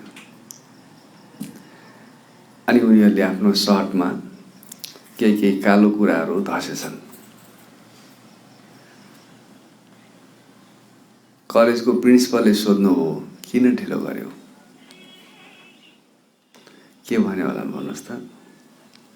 हामी कारमा आएको सर, कार बिग्रियो, बनाउँदा बनाउँदै समय लाग्यो, नपत्याए, हेर्नुहोस्, तर हामीलाई मौका दिनुहोस्, हामी जाँच दिन चाहन्छौँ। कल्पना गर्नुहोस् है, 1 घण्टा ढिलो नै गइसकेकालाई क्याम्पस चिफले 4 दिनपछि जाँचमा बोलाए। 4 जनालाई 4वटा कोठामा राखेर 2टा मात्रै प्रश्न गरे। 1 नम्बरको प्रश्न थियो, तिम्रो नाम के हो? दोस्रो प्रश्न थियो, बिग्रिएको कारको जुन पंक्चर भयो भन्दै थिए, अगाडितिरको दाहिने, अगाडितिरको देब्रे, पछाडितिरको दाहिने, पछाडितिरको देब्रे मध्ये एउटामा टिक लगाऊ भनेर प्रश्न दियो। 4 जनालाई 4वटा कोठामा राखेर 2टा प्रश्न के थियो सुभद्रा बहिनी? नाम के हो? दोस्रो प्रश्न, पंक्चर भयो टायर, जुन टायर पंक्चर भएको थियो भनेर भनेका थिए, त्यो कारको अगाडिको दायाँको वा बायाँको, पछाडिको दायाँको या बायाँको, यति मात्रै प्रश्न थियो। अब भन्नुहोस्, उनीहरूले त्यो प्रश्नको हल गरिसक्दै गर्दा के 4 जनाको उत्तर मिल्यो होला? बोल्नुहोस् न, बोल्नुहोस्। किन मिलेन भाइ?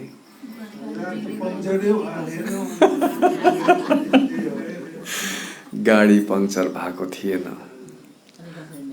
स्वभाव थियो ससानो कुरामा बहाना बनाउने,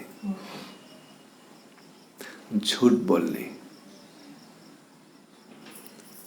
अंग्रेजीमा त्यसलाई भन्छ डाइभर्ट गर्ने। कथा सकिया छैन, बोल्नु छ अब, बल्ल सुरु हुँदैछ।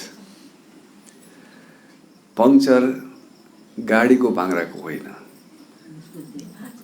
बोल्नुहोस् त, दिमागको पाङ्राको पङ्चर भएपछि अनि मान्छेलाई झुट बोल्न, बहानाबाजी गर्न, अर्कालाई बेकुफ बनाउँछु भन्न, अब त्यो बानीको विकास हुन्छ।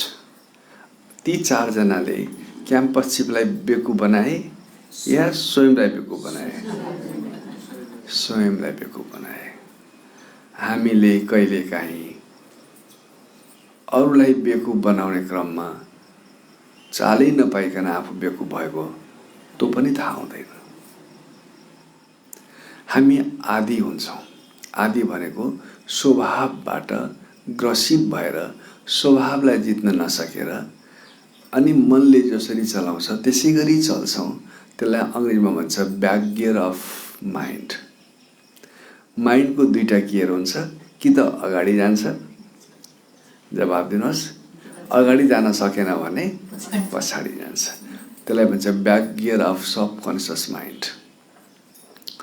माइन्डको जब ब्याक गियर जान सुरु गर्छ त्यतिखेर मान्छेले जीवनमा धेरै धेरै धेरै उन्नतिबाट वञ्चित हुन्छ, पुरुषार्थबाट वञ्चित हुन्छ।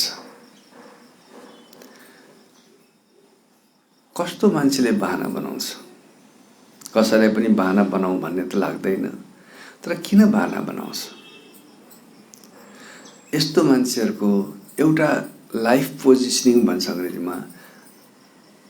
उनीहरूको बचपन परिवारबाट, बाउआमाबाट एकदमै नेग्लेक्टफुल लाइफ बिताइराखेको हुन्छ। बच्चा बच्चीहरूले बाउआमासँग सानोमा खासै प्यार, रिगार्ड, पालना, सम्मान, इज्जत नपाएर हुर्केका बच्चाहरू अन्ततः उनीहरूलाई एउटा भ्रम सिर्जना हुन्छ दिमागमा, म ठिक छु, दुनियाँ मूर्ख छ। यस्ता मान्छेहरूको एउटै आवाज हुन्छ, एउटै सोच हुन्छ, के गर्नु, मैले भने जस्तो मान्छे मैले पाइरहेको छैन। म यति धेरै मेहनत गर्छु, यति योजना बनाउँछु, यति सोच्छु, यति परिश्रम गर्छु, तर मेरो भाषा बुझ्दिने मान्छे छैनन्। भाषा बुझ्ने बाहिर होइन, भाषा बुझ्ने भित्रकैले तपाईँलाई धोका दिइरहेछ। त्यो भित्रको अर्धचेतन मनले यति धेरै पटक मूर्छित बनाइसक्यो। घरिघरि सुर्जित हुन खोज्दा मूर्छित हुने ग्राभिटी, मूर्छित हुने त्यो क्वान्टिटी, त्यो मात्रा बढी भएको नाताले अर्धचेतन मनले चेतन मनलाई बारम्बार झुकाइदिरहेको हुन्छ। अनि धेरै पटक भएपछि कमजोरीसँग धेरै पटक लड्दा लड्दा लड्दा टाउको उठाउन खोज्दा खोज्दा मरी काट्ने हुन छोडेपछि अब कन्सियस मनले पनि सटक्कै हातखुट्टा छोडिदिन्छ। ल भाइ, तैँले जे गर्छस् गर, अब मैले सकिनँ भन्न नसकेपछि अब मान्छेले बहाना बनाउन थाल्छ। बहाना बाहिरको घटनासँग होइन, बहाना भित्रको हाम्रो सङ्ग्रहसँग सम्बन्धित छ। अलिक गहिरो कुरा गर्दैछु। धेरै पटक भएपछि त्यो मात्रा बढी हुन थालेपछि बाहिरको घटना त प्रतिनिधिमूलक कुरा मात्रै हो, त्यसले जित्न थाल्छ। त्यो भित्री मनले जित्न थाल्छ। बाहिरको त्यो कञ्चन मन, चेतन मनको लगाम कमजोर हुँदै जान्छ। अनि हुँदाहुँदै त्यो ब्रेक कमजोर भएपछि कतिखेर गाडी दुर्घटनामा पर्छ थाहा हुँदैन। बहाना बनाउनेहरूको धेरै लक्षण हुन्छन्। पहिलो लक्षण, त्यो मान्छेको कमिटमेन्ट एकदम कमजोर हुन्छ। कमिटमेन्ट हुँदैन, मतलब कुनै पनि कुराको लामो समयसम्म बोलेको कुरामा अडिन नसक्ने स्वभाव हुन्छ। अति छिटो कमिटमेन्टमा चेन्ज गर्छ। त्यसलाई भन्छ रिजनल सिजनल कमिटमेन्ट। के भन्यो होला भन्नुहोस् त? रिजनल सिजनल कमिटमेन्ट भनेको के हो? भनेको आफूलाई फाइदा होला जस्तो भयो भने प्रतिबद्ध भए जस्तो गर्ने, आफूलाई घाटा होला जस्तो भयो भने त्यो हिजो गरेको प्रतिबद्धता पनि सजिलैसँग छोडिदिने। त्यसलाई भन्छ अङ्ग्रेजीमा रिजनल सिजनल कमिटमेन्ट। नम्बर 2, त्यो मान्छेलाई स्वयंसँगै विश्वास उडिसकेको हुन्छ। जसलाई स्वयंसँग विश्वास छैन, यस्ता मान्छेहरू सजिलैसँग बहाना बनाउँछन्। तेस्रो कुरा, जिन्दगीमा उद्देश्य क्लियर हुँदैन। 83% मान्छेको जिन्दगीमा उद्देश्य नै हुँदैन। 13% मान्छेको उद्देश्य दिमागमा सीमित हुन्छ। 3% मान्छेले मात्रै आफ्नो उद्देश्य लिखित रूपमा बनाएर पुरा गरेर छोड्छन्। अब यी मध्ये सबभन्दा बढी बहानाबाजी कसले बनाउँछ होला भन्नुहोस् त? त्यो सुरुमा मैले जुन भनेको थिएँ 83% मान्छेहरू जसको जीवनको कुनै खास उपलब्धिमूलक उद्देश्य छैन, कहाँ पुग्दैछु भन्ने थाहा छैन, त्यस्ता मान्छेहरू सजिलैसँग उम्कन खोज्छन्। उनीहरूसँग त्यति लामो धैर्यता गर्ने तागत हुँदैन अनि सजिलोसँग उम्कने बानी पर्दै गर्दा 2-4 चोटि उम्किएर आफ्नो काम लिइसकेको छोटो अनुभवको आधारलाई नै आधार बनाएर जिन्दगीभर झुटो बोलिरहेको हुन्छ। नहुने कुरा त किन गर्थे र भाइ?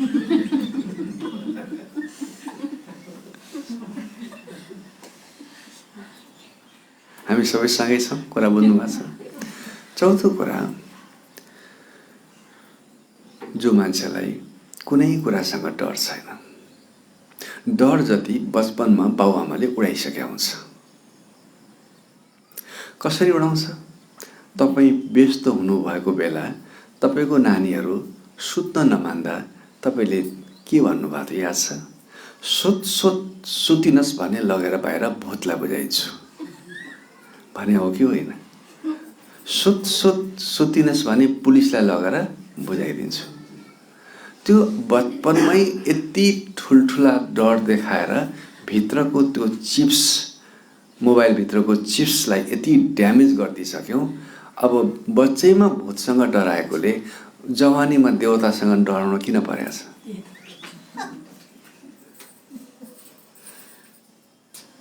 हामीबाट भुल भयो त्यो। हामीले त बच्चालाई सुताउन त्यसो भनेको थियौँ, तर बच्चा सुत्नुभन्दा पनि बच्चाको दिमागमा त्यो कोडिङ भन्छ अङ्ग्रेजीमा, कोड भयो, त्यो प्रोग्रामिङ बन्यो, त्यो फाइल बन्यो, त्यो ठाउँ लियो। त्यो ठाउँ लिइसकेपछि अनि स्वाभाविक रूपमा त्यसलाई झुटो पनि स्वाभाविक लाग्छ। तपाईँहरूले नै बच्चाहरूमा हेर्नुहोस् त, मैले धेरैचोटि भन्ने गर्छु, हिँड्दै गर्दा बच्चाको खुट्टा टेबलमा ठोकियो, बच्चाको खुट्टा दुख्यो, रुन थाल्यो। तपाईँलाई फुर्सद कम थियो त्यतिखेर, अनि हामीले के गर्यौँ? टेबललाई पाइ गरेर भन्यौँ, तिमीले गर्दा होइन। कसले गर्दा हो? सीता बहिनी, टेबल यहाँ नभएको भए तिम्रो खुट्टा ठोकिँदैन थियो, ला पाइ गरिदियो, चुप। बच्चाले सिक्यो, ए यसरी पनि झुटो बोल्न मिल्दो रहेछ। हिजो त तपाईँले काम उम्काउन भन्नुभयो, सिकाउनुभयो, तर त्यो बच्चाको पेपर बुद्धि त्यतिखेर प्लेन पेपर थियो, प्लेन पेपरमा झुटोको मसी लेखियो। अब त्यो कहिल्यै नमेटिने मसीले लेख्नुभयो। त्यो भुल बच्चाको होइन, दिलमा हात राखेर भन्नुहोस्, त्यो भुल बाउआमाको हो। कतिसम्म हुन्छ? बाउभित्र हुन्छन्, आसामीहरू बाहिर पैसा लिन आउँछन्, बाउसँग पैसा तिर्ने बेला हुँदैन, अनि के भन्छन्? जा जा भन्दे तेरो बाउ भित्र छैन। बच्चाले गएर के भन्छ? बाले भनेका भित्र बा छैनन्, बा भित्र लुगा छैन। हो बाला पनि चित्त गइएछ व्यापारी हो नि हाम्रो बा है। भाव अर्थ के हो? भाव अर्थ के हो? यो पनि एउटा प्रोग्रामिङ हो, माइन्डको प्रोग्रामिङ हो। तर प्रोग्रामिङ त programming, back gear of minds programming. माइन्डको पनि ब्याक गियर प्रोग्रामिङ हो, यो ड्रब्याक प्रोग्रामिङ, कमजोरीको ब्याकग्राउन्ड ब्याक प्रोग्रामिङ। 9 वर्ष पुग्न 3 महिना बाँकी भएको छोरालाई लिएर बाउ फिल्म हलभित्र पसे। टिकट काट्न पर्थ्यो। टिकटमा सिस्टम थियो 9 वर्षभन्दा सरी बच्चाको उमेर 9 वर्ष 3 महिना कटेको थियो। तर सिस्टम के थियो त्यहाँ फिल्म हलमा भने 9 वर्षसम्मको बच्चाको टिकट फ्री या हाफ फ्री। अनि बाउले के गर्यो 3 महिनाको उमेर यद्यपि उसले ढाँट्न सक्थ्यो तर ढाँटेन। उसले फुल टिकट लियो।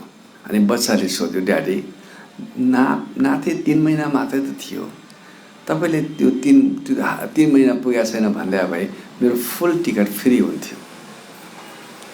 अनि त्यतिखेर बाउले भने मैले यतिखेर तिमीलाई एउटा टिकट फ्रीमा दिए पनि यो टिकटको मूल्य चुकाउन मैले जिन्दगीभर मूल्य चुकाउन पर्छ।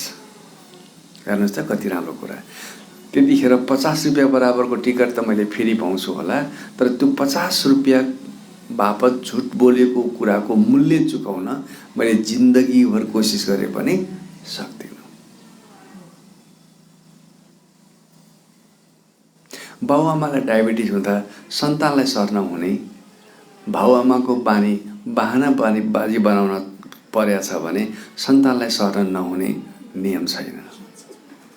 आज छोराछोरी झुट बोल्दैछन् भने बुझ्नु होला त्यो बाउआमाको जेनेटिक्स ट्रान्सफर्मेसन भएको मात्रै हो। अब यसमा दुःख मनाउ गर्नुपर्ने केही पनि छैन।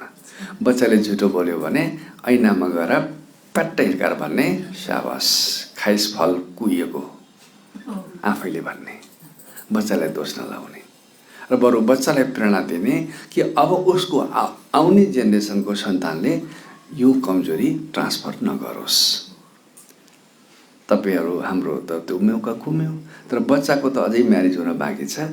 अब त्यो हुनेवाला बच्चाको बच्चाले त्यो जिन्स ट्रान्सफर गर्नु नपरोस्, त्यसको लागि अब हामीले मेहनत गर्नुपर्नेछ। बहानाबाजी बनाउने अर्को मूल कारण छ आत्मिक शक्ति कमजोर। जति आत्मा कमजोर हुन्छ त्यति मान्छे बढी झुट बोल्छ। सत्यसँग साक्षात्कार हुन धेरै मूल्य चुकाउनुपर्छ।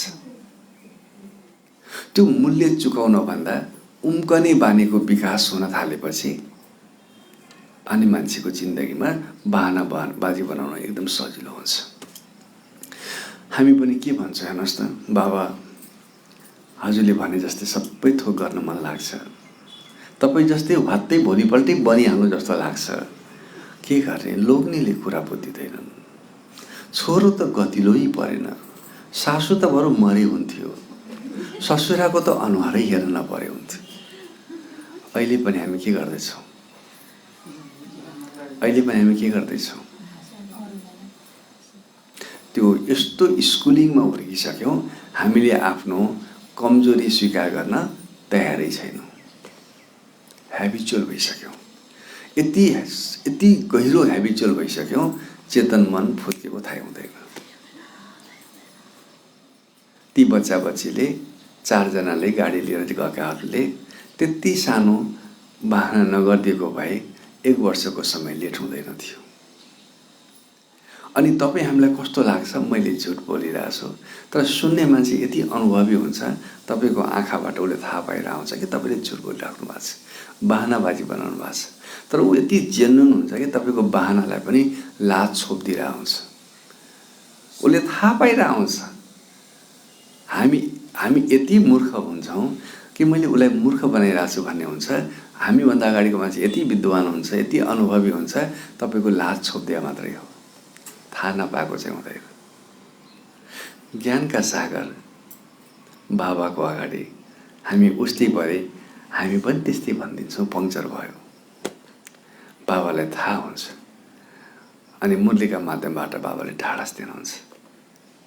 त्यो पनि पुरुषार्थमा यति पनि फेरि पुरुषार्थ नगर्ला भन्ने बाबालाई लाग्छ र बाबाले बच्चे ऐसा होता है ड्रामा में नूद है यति भनिदिएर मलमपट्टि गरिदिए मात्रै हो। तर त्यसको सजाय बाबाले भोग्नुहुन्न, सजाय तपाईँ हामीले भोग्नु पर्ने हुन्छ। आखिर अब हामीलाई के कुराले छेक्यो भन्नुहोस् त? सब थोकले हात उठाइसके, बाटो छोडिदिइसके, बुद्धिले पनि साथ दिइ नै सक्यो। त्यही कहिले कहिले ब्याक गियर कहिले कहिले चल्ने न हो। त्यो ब्याक गियर चल्नेलाई अब हिक्मत गरेर प्रेमपूर्वक त्यो मनलाई भन्ने जति झुक्याइस झुक्याइस, झुक्याएको अरूलाई होइन, जवाब दिनुहोस् त आफैलाई झुक्याइराखेको छस्। हे मन भनेको मान, त मित्र होस् भित्र छस्, म बाहिर छु, अब मिलेर गरौँ। अनि 2-4 पटक हिक्मत गरेर जब सत्य बोल्ने बानीको विकास हुन्छ, बहानाबाजी गर्न जब हामी छोड्छौँ, त्यसपछि बल्ल भित्रबाट, जरैबाट, मूलबाट शक्ति निस्किन थाल्छ। त्यसैले महात्मा गान्धीले भन्नुभयो, भगवान सत्य हुन् कि होइनन् थाहा छैन, तर सत्य नै भगवान हो। हेर्नुहोस् त कति गहिरो कुरा गरे। भगवान सत्य हुन् होइनन् थाहा छैन, तर सत्य नै भगवान हो। भगवानको हात समाउनेले सत्यको मार्गलाई यदि सम्झौता गर्छ भने उसले भगवानको स्वाद पाइसके छैन। सत्य त हाम्रो मूल्य, आत्माको मूल्य हो। भगवानको ज्ञान नपाएपछि गान्धीले पनि भन्थे आत्माको मूल्य नै भगवान हो। मूल्य भगवान होइन, भगवानले दिएको उपहार हो मूल्य। तर त्यो हिक्मती भएन कि भगवानलाई पहिचान गर्ने। हामीलाई आफूले धन्यवाद दिनुपर्छ कि हामीले स्पष्ट कसलाई चिन्यौँ? भगवानलाई चिन्यौँ, बाबालाई चिन्यौँ। बाबाले यत्रो हिक्मत गरेर आजभन्दा 82 वर्ष अगाडि भनि नै दिनुभयो, पवित्रता तिम्रो जीवनको स्वधर्म हो। अहिलेका धर्मगुरुहरूले त्यही भन्न नसकेर एउटा बहाना बनाइन्छ, ट्विस्टिङ गरिदिन्छन् कुरालाई। आफू चाहिँ पवित्रतामा बस्छन्, सब कुछ छोडेर जीवनमा पवित्रतालाई अपनाइरहेछ, अहिंसालाई अपनाइरहेका छ। तर त्यो सत्य बोल्ने बानी हाम्रा धर्मगुरुहरूमा पनि हिक्मत कम भयो, अनि त्यो कुरालाई ट्विस्टिङ गरिदिए। बाबाको हात समाउन नआइपुग्या भए जीवनमा यति अपूर्णीय क्षति हुने रहेछ जुन कल्पनातीत छ। अनि मानिसहरू किन हामीसँग धेरै जोडिँदैनन्? कमजोरको बाटो यति पावरफुल छ उहाँहरूको, सत्यको त धेरै बेर अडिँदैन। तातो तावामा सीता बहिनी पानी कति बेर अडिन्छ भन्नुहोस् त? तातो तावामा यसो छरिदियो भने पानी के गर्छ? झ्यार झ्यार गर्छ के कसो? त्यो बहानाबाजी बनाउने तावा यति तातिसक्यो, अमृतहरू धेरै बेर अडिँदैनन्। धन्यवाद छ हाम्रो आत्मालाई, तावालाई, त्यति तात्न भ्याइसक्या रहेनछ, जसले गर्दा ज्ञानको अमृत अडिएको छ। झुट बोल्न जसरी लामो समय लाग्यो र आज बानी पर्यो, सत्य बोल्न पनि आजैबाट अभ्यास गरौँ। एउटा दुईवटा 2-4वटा कुरा मिस गरे जस्तो लाग्ला, के कुरा गुमे जस्तो लाग्ला, तर यो अभ्यस्त भइसकेपछि तपाईँको हरेक शब्द अरूको लागि वरदान बन्छ। दादीहरूले बोलेको कुरा किन हरेकलाई वरदान लाग्छ? दादीहरू अल्टिमेट ट्रुथ कुरा गर्नुहुन्छ। अल्टिमेट ट्रुथ भनेको त्योभन्दा अर्को सत्य नै नभएको कुरा गर्नुहुन्छ। अनि 2टा कुरा भन्दा आत्मसन्तोष हुन्छ। हामीलाई घन्टौँ सुनाउँदाखेरि पनि मान्छे सन्तुष्ट हुँदैन, होजै गर्दैनन्, मेहनत पर्छ, किनभने हाम्रो मनभित्र एउटा द्वन्द्व चलिरहेछ। भनौँ कि नभनौँ, गरौँ कि नगरौँ, आफूले गरेका छैन, जरैबाट आफूले गर्न भ्या छैन। अनि त्यो भित्रको द्वन्द्वले हाम्रो ऊर्जालाई भित्र चुसिसकेका हुन्छ। अनि हाम्रो बोलीमा जुन ताकत र पावरफुल हुनुपर्ने हो त्यो पावर हुँदैन। त्यसैले आजबाट हामीले कमिटमेन्ट गर्नुपर्ने छ, ज्यान जाओस् तर जवान नजाओस्। भन्नुहोस् त के भने? हात उठाउँ त सबैले बाबा अगाडि, मलाई हेरेर न, बाबातिर भन्नुहोस्, जोडले भन्नुहोस्, बाबा ज्यान जाओस् जवान नजाओस्। कुरो सकेको नि हाम्रो आफ्नो नाममा ताले। ओम शान्ति। फेरि भेटौँला। छाल मिलेन आज नै तो काल मिलेगा